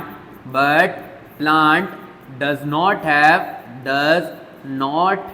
have such movement. But plant के अंदर ऐसे मूवमेंट नहीं रहते हैं, क्योंकि हमारी बॉडी के अंदर क्या रहते हैं, हमारी बॉडी के अंदर हम इलेक्ट्रिकल इंपल्स भेज सकते हैं बट वो इलेक्ट्रिकल इंपल्स नहीं भेज सकते, जिसके कारण वो हमारे जैसे मूवमेंट नहीं कर पाते और हम आसानी से क्या कर सकते हैं, ब्रेन की नर्व्स के थ्रू हमारी पूरी बॉडी में जो सिग्नल्स रहते हैं उनको ट्रांसफर कर सकते हैं। ये क्वेश्चन हो गया कंप्लीट। अब बढ़ते हैं लास्ट क्वेश्चन की तरफ। लास्ट क्वेश्चन कौन सा है, 39। यहां पर ये पर्टिकुलर इमेज हमें दी है। यहां पर आपने एक टेलीस्कोप देखा होगा, जब हम क्या करते हैं टेलीस्कोप से देखते हैं तो वो काफी ज्यादा बड़ा रहता है। वो क्या करता है, हेल्प करता है ताकि स्टार्स को, प्लैनेट्स को हम क्या कर सके, देख सके। जैसे किसी शाम को आपने डिसाइड किया कि मुझे तो क्या करना है, एक पर्टिकुलर टेलीस्कोप लगाकर इस तरीके से ऊपर की ओर देखना है, बट वो हमारे जो टेलीस्कोप रहते हैं वो इतने अच्छे नहीं रहते। बट जब हम कहाँ जाते हैं, किसी पर्टिकुलर लैब में जाते हैं, तो वहां पर अच्छे टेलीस्कोप रहते हैं जिसमें इस तरीके की चीजों का इस्तेमाल करा जाता है, जिससे आसानी से हम क्या कर सकते हैं, चीजों को देख सकते हैं। The above image is that of reflection telescope, ठीक है।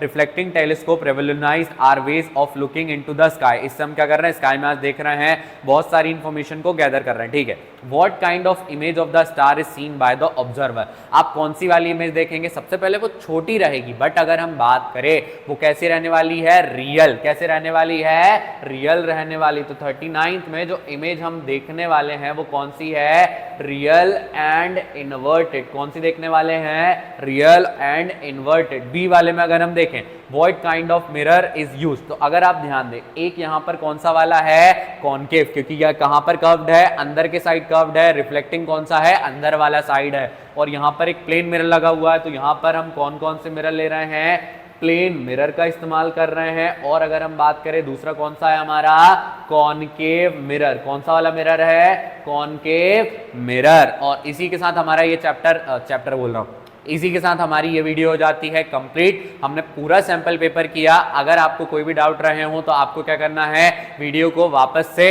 पीछे लेकर जाना है और जल्दी से उस पार्ट को देख लेना है। और अगर फिर भी समझ ना आए तो नीचे कमेंट बॉक्स में कमेंट करिए, मैं आपका डाउट क्लियर कर दूंगा। बाकी पेपर अच्छे से देकर आइए। मिलते हैं अगली वीडियो के साथ। Thank you.